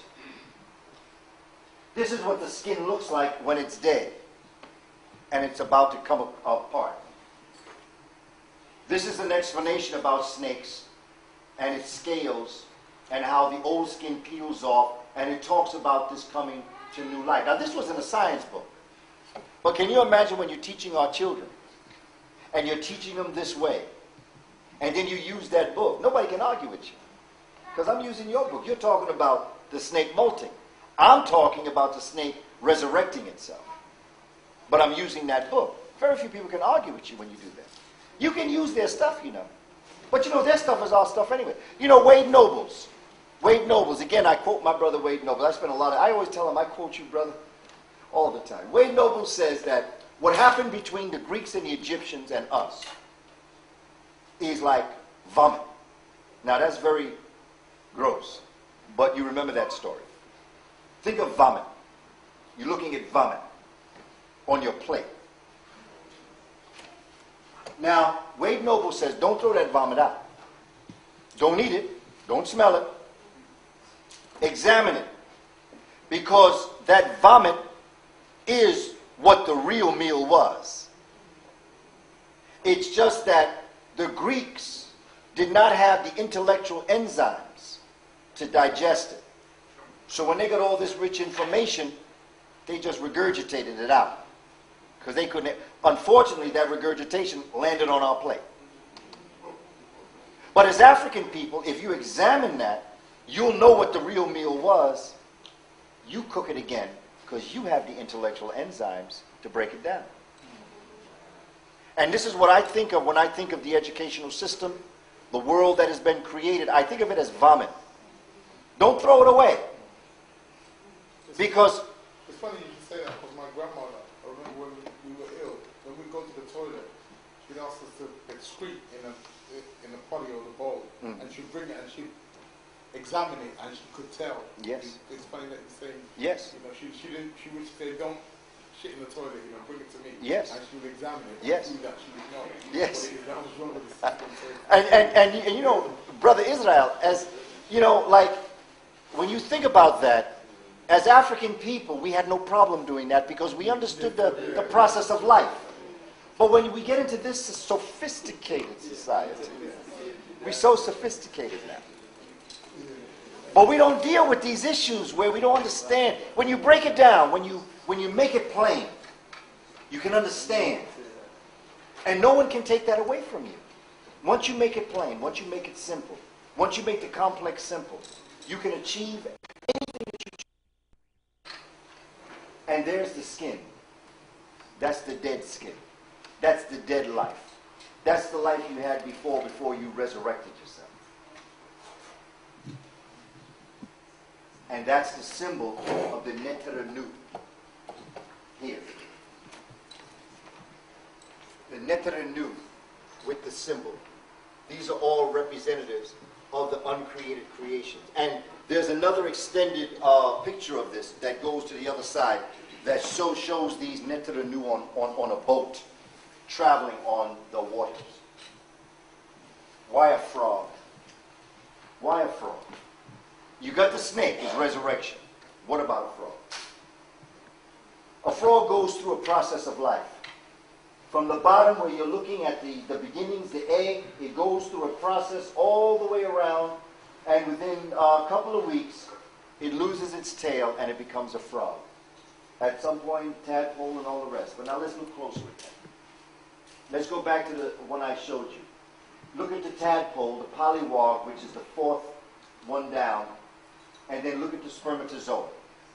Look at how similar they look. But let's go deeper. On the left-hand side, you have the spermatozoa. On the right-hand side, you have the tadpole or polywog, midpoint in the life of the frog. You have the microtubula at the end. Look at the similarities between the two and think of the metaphor that our ancestors are creating in terms of life. Go to the metaphor. Now let's stretch it out. From egg to tadpole. Top, then go down, next, go down. You see that ending piece right here? Right here. I want you to remember that. Keep that vision in mind. This is that tadpole. But this is a human embryo that is at its 5th week of development. That is stretched out. That's what this is. You take biology course, what is it that you dissect to find out about life? A frog. Why? Because the frog has the same nervous system as a human being. But what else does a frog do? A frog goes through metamorphosis. It goes through metamorphosis. In other words, the snake represented resurrection.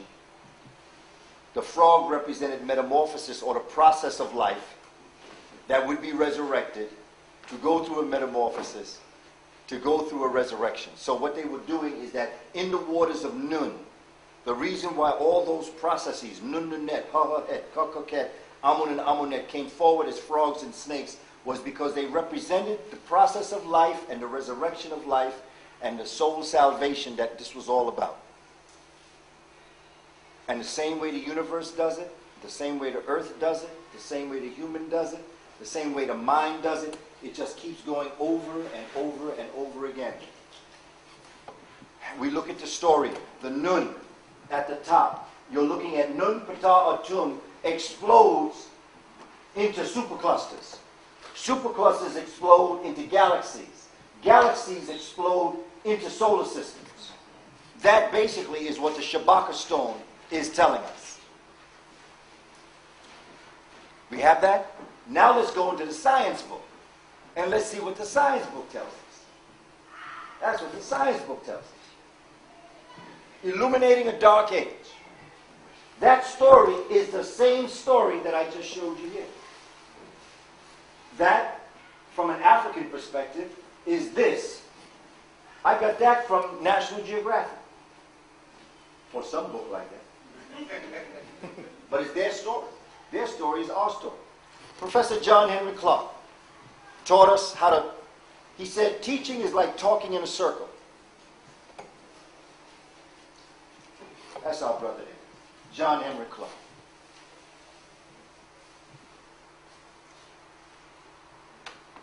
There are different levels of this story that's told. And when Professor Clark used to teach us, you have a cosmic level, you have an earthly level, and you have a human level. Nun is on all of these levels. Nun, on a cosmic level, is the universal ocean. Okay? Nun, on an earthly level, is the waters. On a human level, it's organic matter. Ptah, on a cosmic level, is the cosmic spirit or the living plasma. On an earthly level, it's the earth's great lands. On a human level, it begins as ordered and arranged individuals and the conversion of these individuals. Atum, on a cosmic level, is the Word made flesh. On an earthly level, Atum is life. On a human level, it's intellectual illumination. So that when Dr. Clark used to talk in a circle, what he would do is he would show us the whole picture. And what I do with children and our young people and our community is I take those 3 symbols, those 9 entities, and I make a chart. And I show them how it works out. And then I have them develop an understanding. And here's something that you can begin to think about. I want you to, sometime in the future, I want you to pick something that you want to do, that you need to do, that you've been promising yourself that you would do. You know, some of us, we say, yeah, I'm going to clean that closet. That closet. Or it might be you might want to mow the lawn. But the reason why I use these examples is I make it simple. Don't make it like I'm going to quit smoking or I'm going to quit whatever. That you know is not easy. It has to be something that's doable, but it's just that situations alter cases. After you do that, you pick that one thing. You're going to clean that closet that you need to move things in because everything's in the front. What you do is you list 3 things that you can do that will make that happen. 3 things that you can do to make that happen. Then I want you to write down 3 things that always stop you from doing that. And then I want you to write down 3 things that you can do that will neutralize the 3 things that always stop you, and what's left, do it. Because once you neutralize what stops you, you just do what you want to do. The reason why that is because as you go through that process, that's how the universe came into being. The universe came into the being the same exact way that you wake up in the morning and that you live your life. And everything that gets in your way, everything that you complain about, if you thought about it another way, you could find a way not to complain about it, and you just live your life the way you should, as you were meant to be, as you should have been. But see, a lot of the things that are being thrown at us in the world that we're living in is meant specifically for us never to be able to achieve our goals. Simple as that, because they know that if you do what you were put on the earth to do, they would no longer count, period. They're not even part of this, you know. They depend on you thinking they're a part of this. One of the stories that Khalid used to talk, and people used to get upset, he used to talk about the bloodsucker. He used to talk about a vampire. And what I did is I developed a lesson plan around the vampire bat. I went and I bought a book. I was researching this because, you know, when I'm going to do something like this, I know people will come after me. So you got to do research. So I went out and I bought a book called Parasite Rex. Because basically what you're talking about is a parasite. Parasite. You know, I mean, vampire bat, all of that are all the living dead. You're dealing with parasites. But I needed to get a sense of what the history of parasites were. So I bought a book called Parasite Rex, written by a man named Carl Zimmer, Carl with a C. You might be interested in getting this book. This talks about the history of parasites from the beginning of their existence. And what they talk about is that parasites don't have a life. Their life is living off their host. And they talked about a parasite that had a life cycle. It lived part of its life in the water and fish. It lived part of its life on the land in animals. It lived part of its life in the air. And when the parasite, let's say, was born, it would be injected by whatever force it had into the land animal. And what would happen is that the parasite would make this animal, at some point in his life, when it was about to go into the water, it would make this animal thirsty. And when it got near the water, it would throw itself into the water and then get into the fish. And when it was time to have the host be a bird, it would make the fish go into an area where nature knows that the birds would swoop down and eat the fish. Then it would get into the bird. The parasite was so intelligent, it could make other organisms do its will just because it made the host believe its purpose was to serve it. It had no life of its own. If, as thirsty as that animal was, it decided it wasn't going near the water, that parasite would die. If the fish decided not to swim near the bird could never swoop down and get it. But the parasite had such power over the mind of that organism it was in. It literally made that host believe its life purpose was to serve the parasite. How you solve the problem? How do you get rid of the parasite? Never let the parasite know you know it's a parasite. Just don't go where it tell you to go and it'll die. Stop going to these restaurants and eat this garbage. Stop going to these places. Start looking to your own people. Look at the vendors here. Look at the vendors that you have out on the streets of London. Start putting your money with your people. That will take care of the problem. We're feeding this parasite. We're sending their children to school while we're trying to struggle figuring out how we're going to send ours. Yet it's our money that's going to send them up here. The parasite that gets inside of you, it's a mental thing. And that's what we're experiencing as a people. The parasite is a mental thing.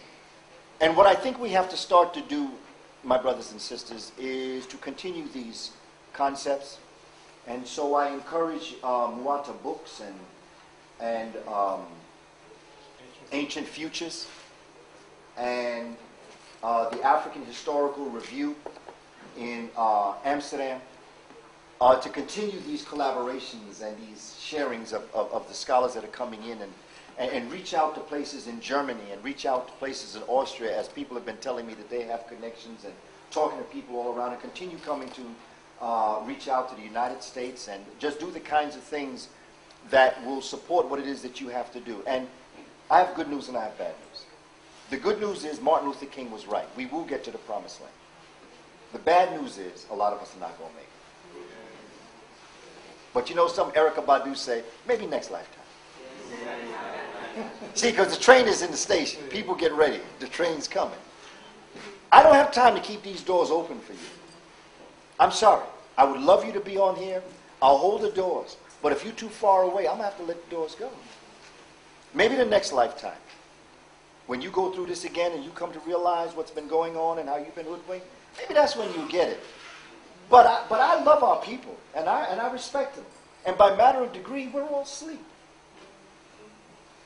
What I'd like to do now is just, for the sake of it being here, these are the books to read as it relates to the Kemetic origin of the universe.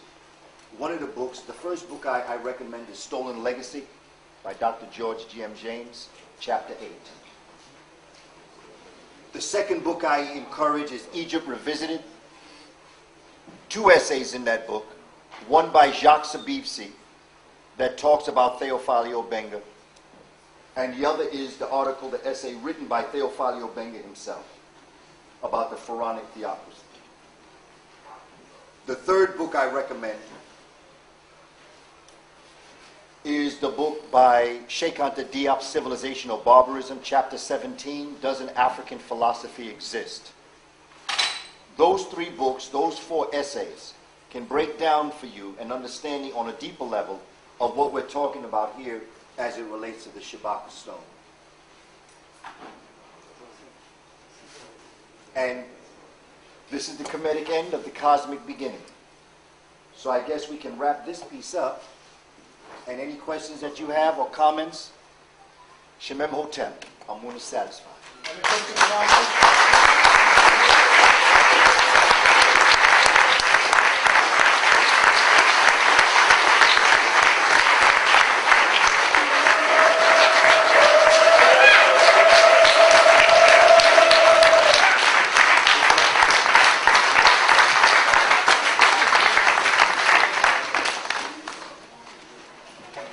Is there any questions and answers?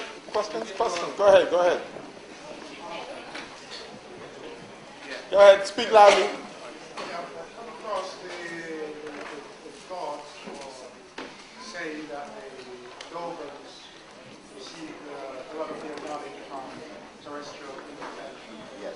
Have you come across that, and how do you reconcile it with Question is, it is said that the Dogon came upon a lot of information through extraterrestrial interventions. Yeah. Basically. And with respect to that concept, I've looked at it as a metaphor. When we say that we are starlings, we are extraterrestrial. We are outside of the earth. I get the impression from my reading of certain books, The Serious Mystery and others, when Europeans write about us, they will do anything to make it seem like we don't have the intelligence and the mentality and the spirituality to be able to devise these higher levels of thinking. So they will take a metaphor and they will make it real. When we talk about Ra coming down and giving us life, you could also say that's a story about an extraterrestrial being. So I see the Dogon being impacted by the very energy, the light and heat energy. I do believe in extraterrestrial beings. I just don't believe that they come down in anthropomorphic forms and interact with us. That's my own belief. Now, other people don't believe that, and I respect everybody's right to believe. My concern is that so many times they try to make African people. They couldn't have built the pyramid. Somebody from outer space had to come down, and pretty soon you have the European actor coming down, and that's the extraterrestrial being. So that I do believe in concepts of being interacted upon by outside of the Earth activities, but I see them as energy fields. I do not see them as anthropomorphic. And there's another side to it that I always discuss. If, in fact, extraterrestrials did come down and help the Kemites and help the Dogon, I know if I went to a planet and I saw people who looked like me and I saw people who didn't look like me, I'd help the people who look like me. So even if they were extraterrestrials, they were black people. So either way, I can take the story, but I need more research before I can get into that anthropomorphic being coming down and interacting on the Dogon, when I can see how the Dogon could have, through their life systems, come to those conclusions because they were just simply brilliant people. That's my interpretation of that concept. Did you want to follow up on a question? Well, because the information I'm seeing at the States probably put across by biased people. They put more stress on showing these Yes. images. Yes. Whereas I'm put across like the way you put it from your research. So I think it helps to balance out my perspective. See, it's all according to how you perceive and define what an extraterrestrial being is. Because I believe that we are being interacted upon constantly, even right now. But it's not an anthropomorphic being doing it. It's the energy of the creative force that is all around us constantly making this happen. So, in a sense, I could agree with that. But I want to be careful because when Europeans do it, they do it from a perspective that they're going to make it a white person that's doing it. Just like when they took the Netchers. They took the Netchers, and the main Netcher was Heru, a falcon. When they made their saints, what did they do? They put wings on white men. And they all became saints. Because the saints are no more, no less than the Netchers of Kemet with wings, which is who Heru was, or the Bennu bird. So whenever they take those stories, they never get the metaphor. They take it literally. And they always make it themselves. And with all that argument, I don't see anywhere on the planet where they have been or where they are that they have developed what is said they came and helped black people do. Where are your pyramids? Where's your knowledge? Why it took you till 1930 to figure it out? If them extraterrestrials look like you, why the hell you? They didn't like the coal?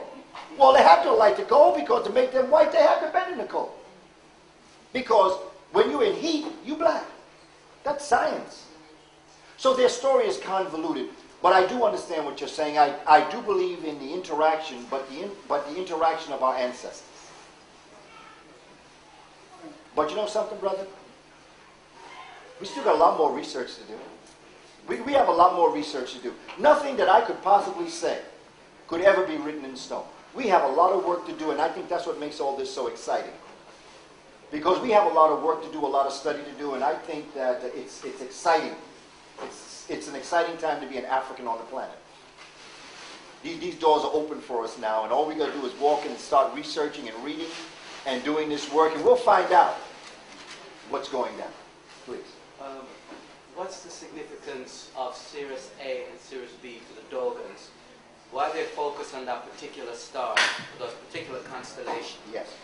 Yeah, well, what's the relationship Because Sirius A, the Dogon believe that just like the planets revolve around the sun, our solar system revolves around the Sirius system. And that what makes Sirius A what it is the fact that there is a small, they call it Kizi Uzi, Botolo, that every 50 to 60 years they have a celebration. It's the Sydney ceremony. And they honor this total rotation of B around A. They also have the son of the woman they call Emma Ya.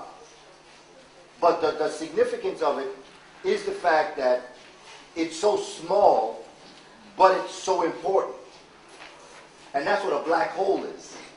It is so small, but it's so dense. It draws in everything in its immediate surroundings, and then explodes and creates new universes, not new universes, new star systems. And so that's the significance of Sirius A and Sirius B. That it is believed to be the center of our particular rotational around that star. So could they draw energy from that? Yes. Oh, yes. And I think we do it all the time. It's just that they knew what they were doing, and we don't. And that's why they build their cities in that to Yes. reflect that. Yes, because exactly. That they're mimicking what's going on there. Exactly. That's exactly why they do it. The energy that we have, you should do research on something in science called neutrinos. Neutrinos are so light, they penetrate everything. They're all around. I mean, neutrinos come from the cosmic reality, and they'll come and pass right through us, right through the Earth, right through the other side of the Earth, and on down to the other side. Constantly coming through. These neutrinos, I think, if we study these neutrinos properly, they will become the very essence of the energy of what makes all of this function. Once we start to study, we have a lot more studying to do. Our ancestors, I think they knew this. But we're struggling with this now because we're getting back to where we were. But the study of neutrinos is very important in terms of understanding this. Please, brother, and then sister. Okay, go ahead. No, go ahead. I'm sorry. Could you link, the like Sirius A and B? Yes. Could that be linked with the solstice and equinox, and how would you fashion the? It appears that when our Kemetic ancestors respected this star, it rose up. And for 72 days, Sirius cannot be seen in the sky. And that's why the mummification process was 72 days. Because it was the movement of this unseen star waiting for it to appear. Now keep in mind Christianity. When this star rose up out of the heavens, it first appeared. They looked to those three stars in Orion's belt. And those three stars, they would always know when Sirius would rise, because all they had to do from looking at that star, all they knew they had to do was look off to the side, and they would see this other star. I was going to go back to the original piece that you could see, but when you look up into the southern sky, you see the three stars in Orion's belt. If you just look right over, it's the brightest star in the sky. You can see it right there. In the story of Christianity, when the Magi was looking for the Christ child, it really was Orion's belt searching for Sirius to rise, because that told of the flooding of the Nile River. The flooding of the Nile River brought great things to the process. So the idea of the equinoxes, where all days are equal, solstices, where the sun stands still, is all based on the rotation of the earth around the sun. When it's summer in one place, it's winter in another, and vice versa. As that's going on, it's rotating around the Sirius system, and it's being impacted by that. So it could very well have an impact. And I'm sure it does. I'm sure it does. But we have to do more research to really pinpoint. He took over. Shobaka stone, yeah? You mentioned that the Shobaka stone, when they found out information about the Shobaka stone, the people were using it to grind grains. Yes. There's a favorite saying known throughout the world about the millstone grinds slowly but surely, Yes. which is also actually in the book Hamlet's Mill. It talks about a representative of the pole star, and so the millstone, the millstone would be symbolic of the pole star. Could it be that we're overlooking the concept of meaning? Okay, going back to what you were explaining with the Dogon, how they make their village and the society life surrounding the cosmic order. Could it be that using the Shabaka stone as a millstone also was preserving the knowledge through the aspect of grinding grain, since that the changes are similar to the whole process of the grinding of grains? It could be. I can't say it's not. But I do think that if you had a sacred document in your hand that you knew was important, yes, like you, grain, though. Like grain is the body. I'm just saying. Yes, like grain. Yeah. I think with all the other rocks around, Yeah. you could have chosen another one to do that. Yeah. That's my perception. When Yeah. you know, I understand. Yeah, there's a lot of things to me that represent importance to me. But something that is important and something that is important, I would not destroy something important to deal with something that's important, because in those areas where it is grounded or grinded, Yes. that reading cannot be done. Okay. It can infer a story, but it cannot tell a story. The people who were grinding it did not know what they were doing. They were people that did not write that. Now, if you had walked into that community and saw African people doing that, then I might go with that metaphor. Okay. But the people who were doing it unaware of what they were actually doing it with. Okay, so it's just this one symbolic stone, or they were using different stones like the Shabaka? Well, in this particular village, they must have found the Shabaka stone somewhere. Okay. And they used this stone as that stone to beat the grain. Okay. And in that, they create a lot of pock marks on it. See. And they defaced it. Okay. So that if it were in a metaphoric state, I might go along with it. Okay. See. I cannot answer that question, though, because I don't know the answer to it. Okay. But all I know is through common sense. If I knew what this document was saying, I would have gone and told the elders, look what I found. See. But they didn't do it. They just put that stone down, put the grain, put the other stone, and was just beating on it. Oh, I understand. Yeah, okay. But I'm not... I had a total different understanding of that. Yes. The simple reason, because when you go back to the concept of the millstone being the pole star, and actually we use that especially to slavery when our people was going to suffering, Yes. where they said the millstone grinds slowly but surely. So in some time we will have change. So I was using that as something in connection. But I understand where you're coming from. I have one more question. But also I want to end with this Yeah. piece. I can't negate anything people say. See. All I can do is offer my thoughts. Because when all is said and done, it might turn out a certain way. See. But I just want to leave that other side out there. They should not have done that to that stone. Because I want to read it. I don't know if I'm taking the time out to ask you another question, but it's similar with the Dogon, because most time about the Dogon we hear this whole concept of alien and that connection. Yes. Are you familiar with the emerald tablets? And I've heard of them, but not familiar. Okay. I'm familiar. What are the emerald tablets? The emerald tablets is a book where it was supposed to be written by Tehuti Tor, Okay. and they give you the knowledge of the connection with other star system or other people and other star system. Where It's called can the I... emerald tablets. I'll get you that information. Yes, ma'am. Please I'll do. meet with you tomorrow. Yeah, man, because I'd like to, Yeah. get a sense of that. All right. Respect. Respect us. Thank you.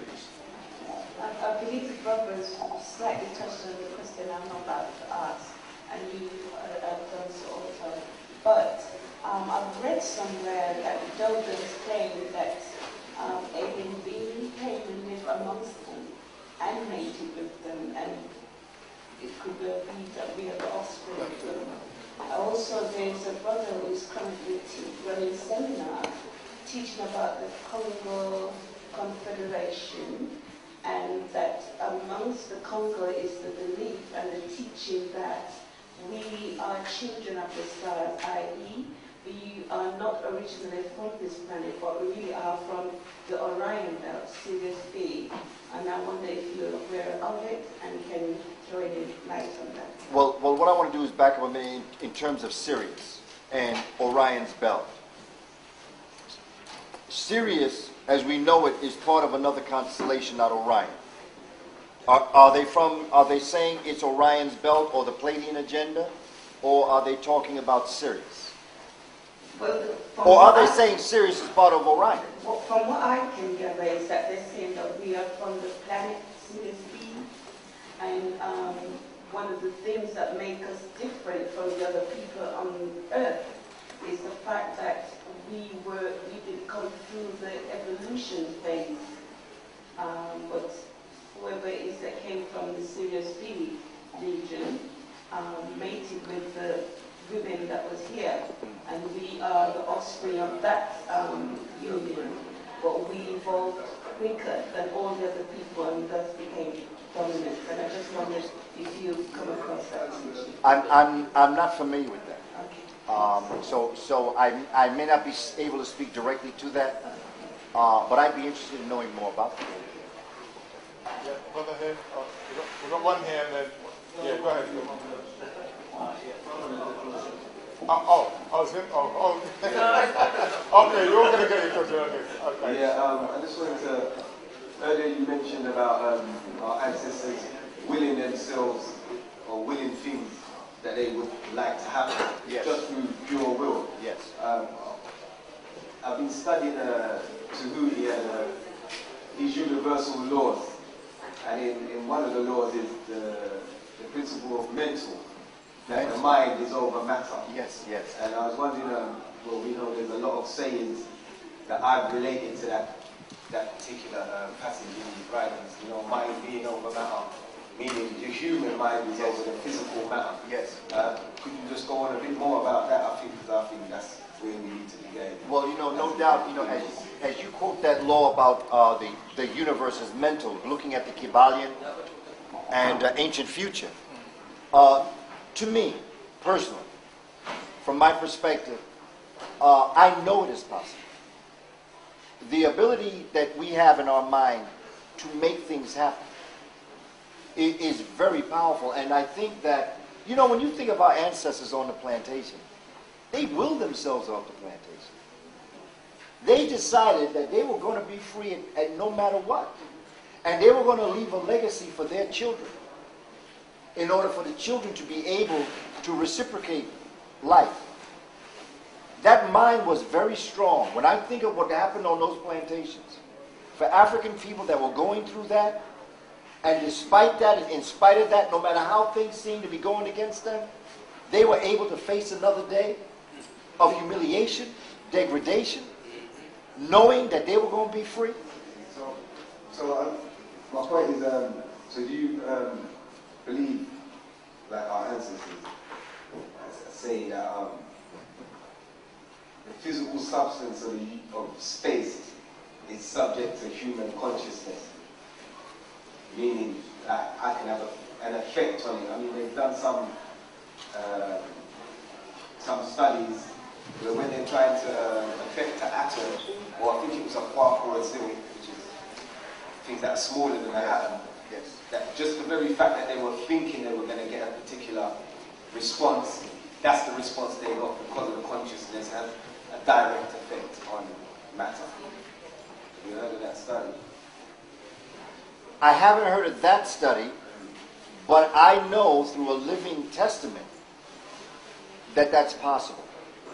And I'd like to answer your question this way. But I'm not trying to take away anything, and it's probably semantics more than anything else. Because I'm pretty sure we're saying the same thing.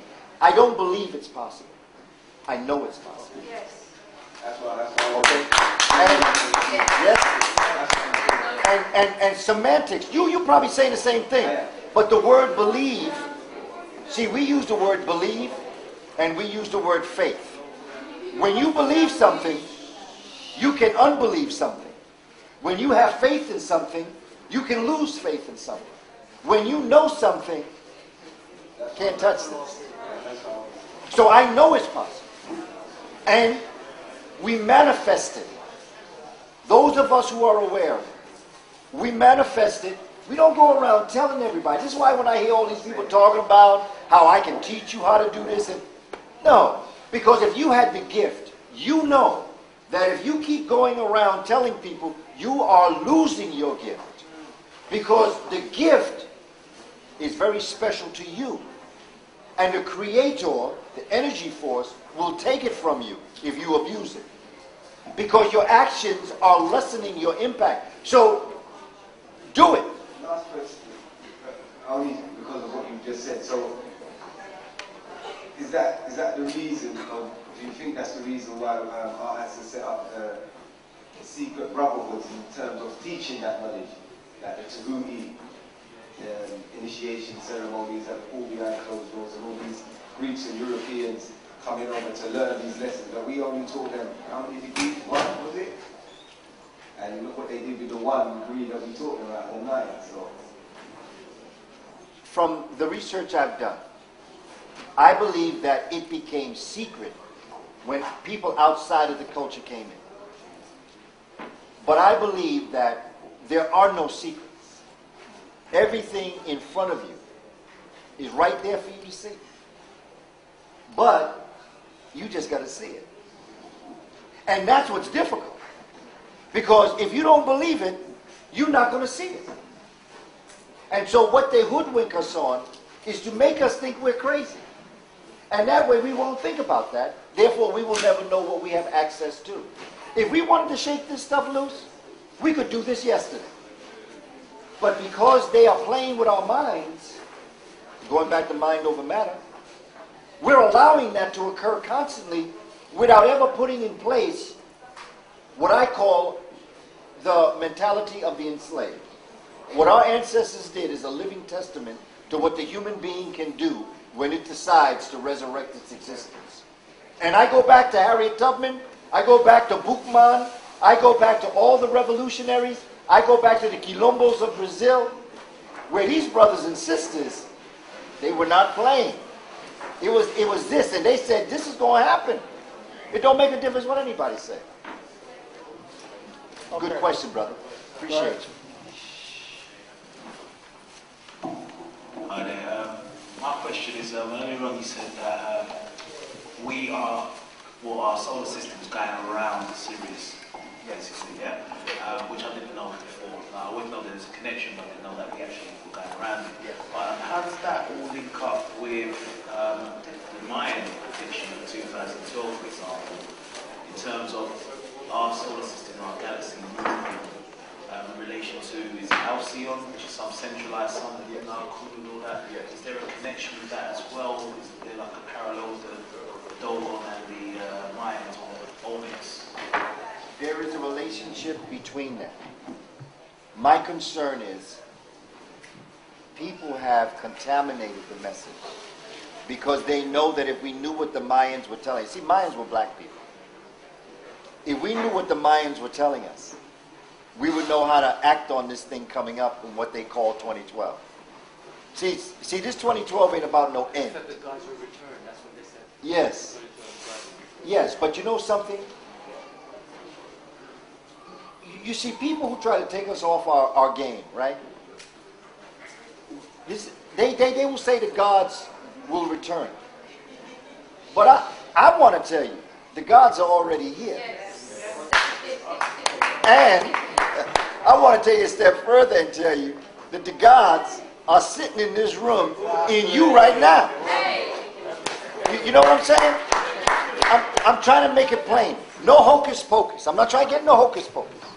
Because that takes us on to a whole nother level we don't need to go to. And I think that very spiritual people are very superstitious people. And if you get too deep into the spirit, you're going to lose the essence of the science, because you're going to think if you don't do this, this is going to happen. Like when people celebrate Kwanzaa. Everybody's so bent out of shape. Do you do the green candle? Do you do the red candle? It don't make a difference. You can use whatever color you want. You don't even need red, black, and green. It's nice if you do because it's the colors of liberation.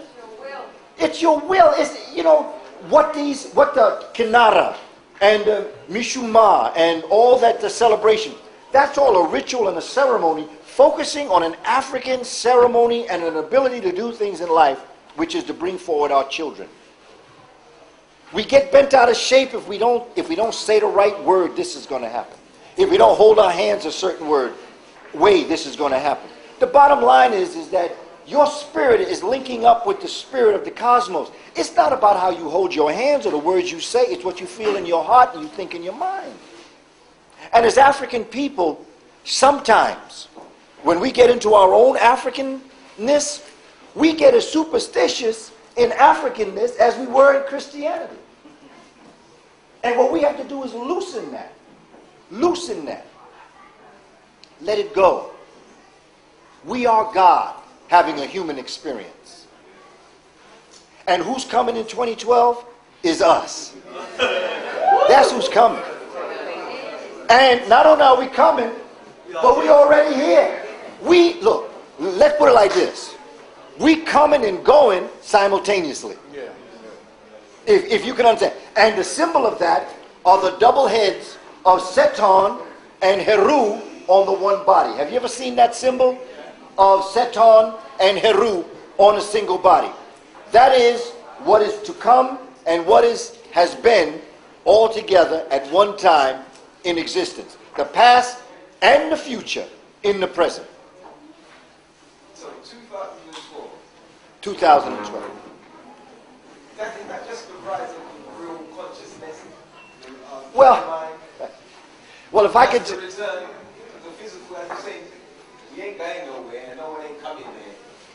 So the only thing we can add to this world right now is a new... Well, what I have to tell you about... Well, you see, 2012 troubles me because I know that Julius Caesar and Augustus Caesar was jealous. And they said they were the greatest ones. So they took one day from what we call February and added it to July. Julius. Augustus took one day from February and put it in August.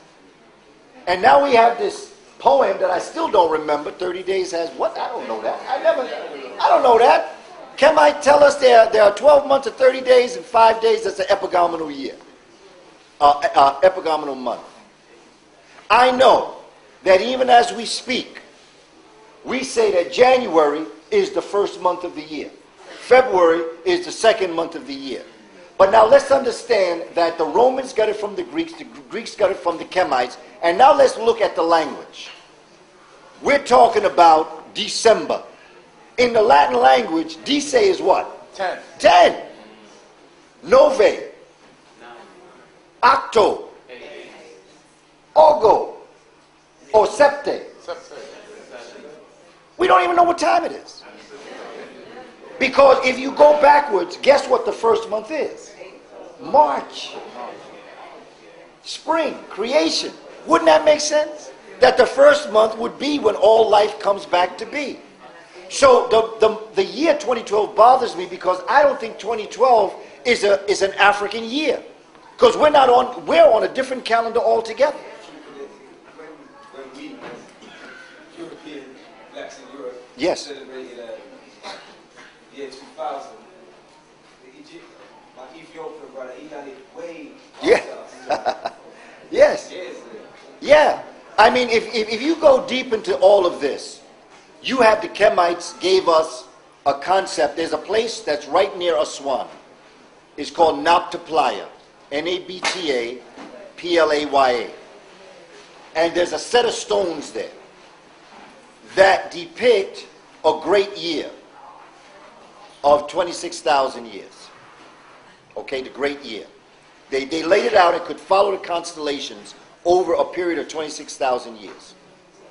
And through that, yes, it would move around. And through the precession of the equinoxes, they had 12 houses, and every house lasted 2,160 years. If my math is right, that works out to 25,920 years. They added on the other years just to sort of kind of even it out. Now, they had a year of 26,000 years. Now, let me give you this example. Somebody walks into this room through that door right there, right? And they come in and they stand in front of us. They walk around and walk out the back door. What can you tell me? Honestly, I'm not looking for any great answer. What can you tell me about what I just explained to you? What happened? Huh? Yeah, somebody came in, came out. That's what you can tell me. Okay, I keep talking, right? And all of a sudden, that person comes back in, comes in, goes, does the same exact thing. What can you tell me now? Well, no, what they actually did. Yeah, they did it again. Talking, they come through that door, and out, do it again. Now what can you tell me? It appears to be a cycle.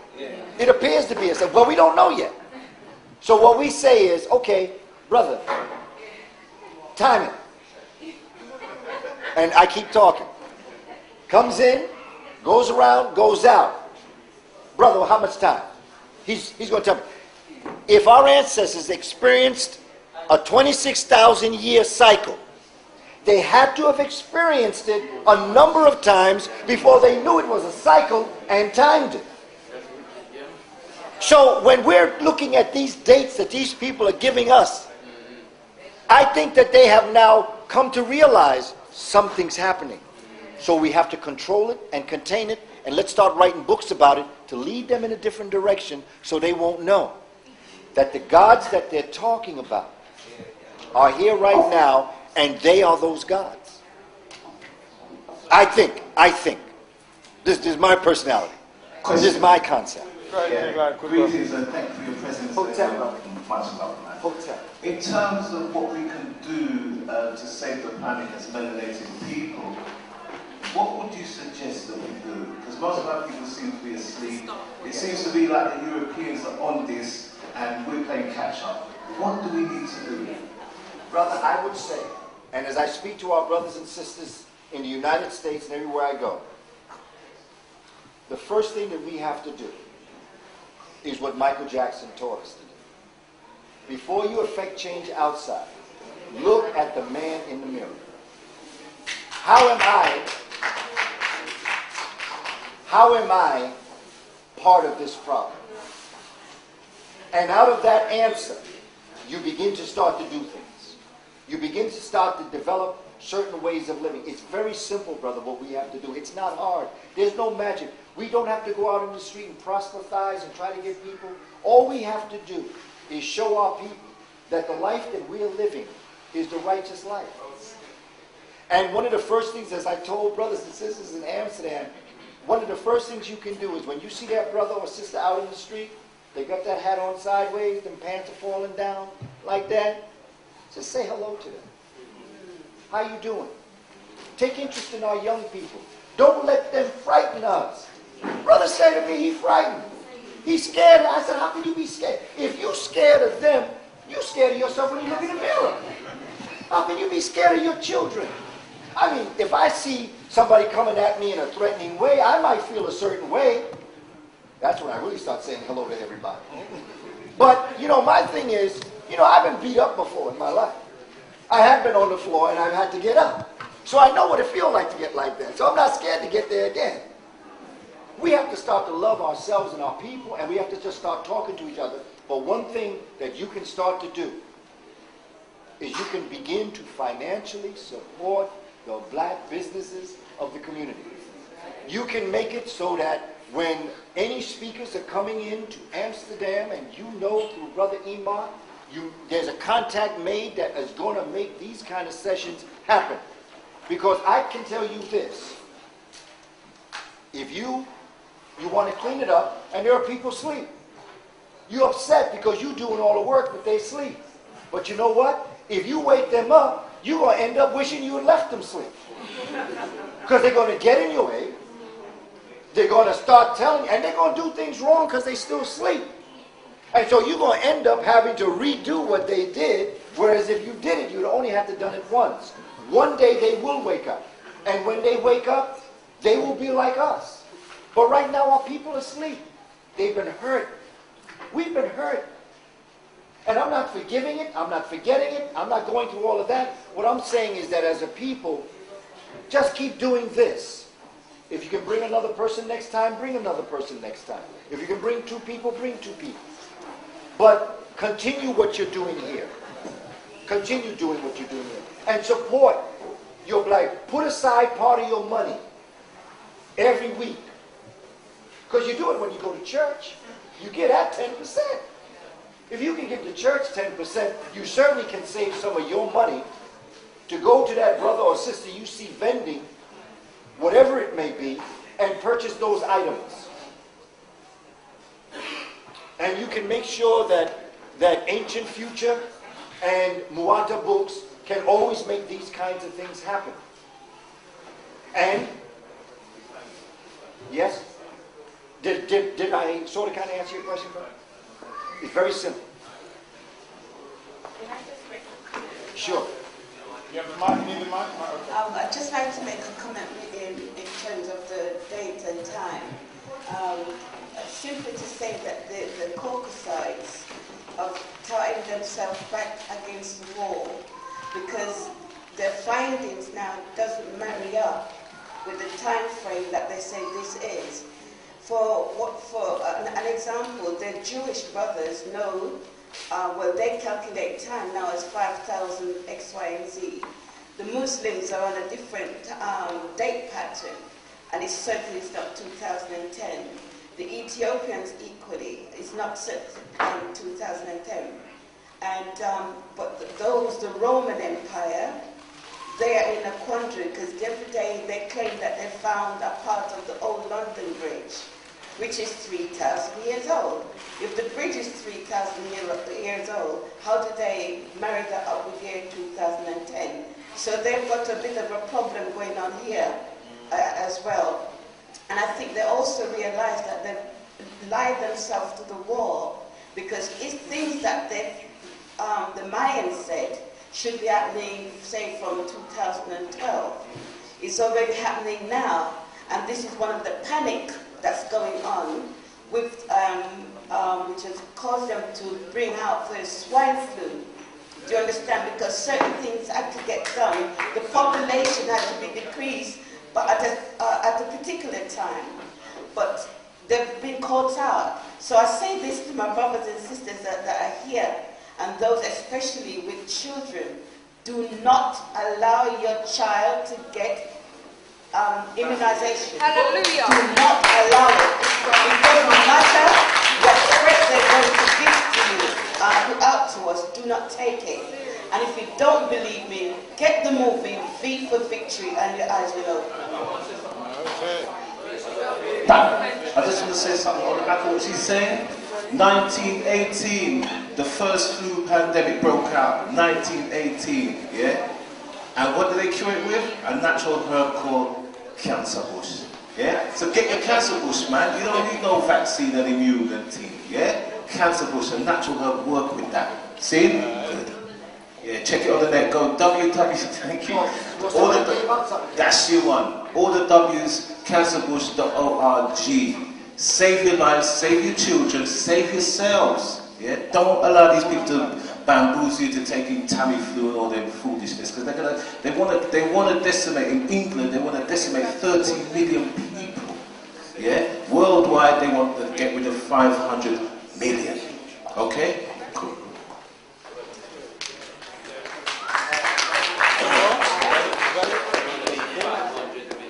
Okay.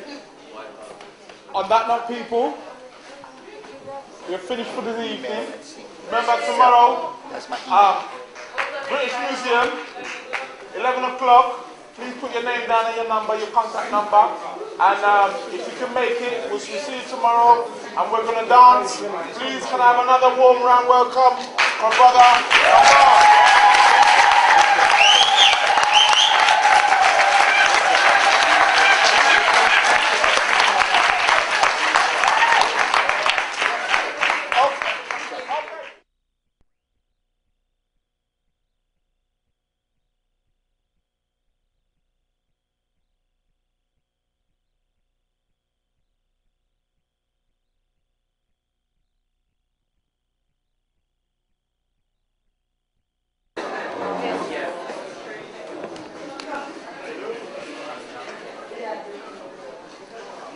Back? Okay, just before we begin the part 2, Tomorrow we are having a gathering at the British Museum. Anybody who wishes to join us, please see Sister Rosanna and do put your names down and your numbers. 11 o'clock. Till whenever. Infinity. Well, it's 11, 12, 1, 2, 2:30, 3 o'clock, yes? Okay, 2:30, 3 o'clock, okay. But you can stay there if you want. There's a lot of stuff in the artifacts that are there that when you see it, you probably won't want to leave anyway, to be quite honest. So tomorrow, 11 o'clock, do put your names down. There will be a small donation as well, please. So please see Sister Rosanna before you leave, so you can put your name down in the book. Okay, I'm not going to waste your time. Without further ado, we shall continue. Part 2, Mysteries of the Dogon. Right, so we've got an hour and a half. Hour and a half, 2 hours. That's a question and answer. Okay. So, warm round welcome, please, for Brother.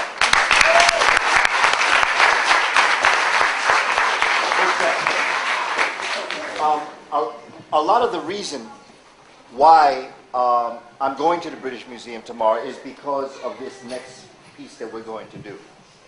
I've been doing research on the Shabaka stone probably a little over 25 years now. I was first introduced to the Shabaka stone through getting a book entitled Stolen Legacy by George G.M. James. Chapter 8 deals with the Memphite theology.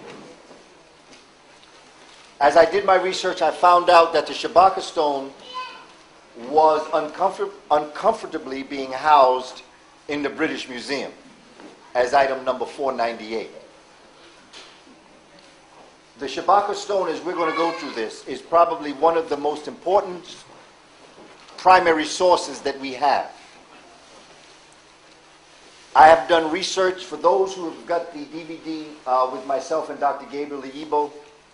Dr. Gabriel Iyibo and myself, we are working out a process. He is the mathematician, physicist, nominated for the Nobel Prize in Physics. He is operating out of a concept that he has found what is called the formula for the grand unified theory. Albert Einstein died saying he was trying to find it. The great majority of physicists are trying to find it. Dr. Gabriel Iyibo has found it. The formula is more important than just knowing a formula. Mathematics is spirituality written down. When you decode and understand the Shabaka stone literally, you would be able to achieve the feats of the master priests and priestesses of ancient Egypt, Dogon, Bambara, and all of the other African nations within Nigeria, Ghana, all of the things that they sought to bring under their control.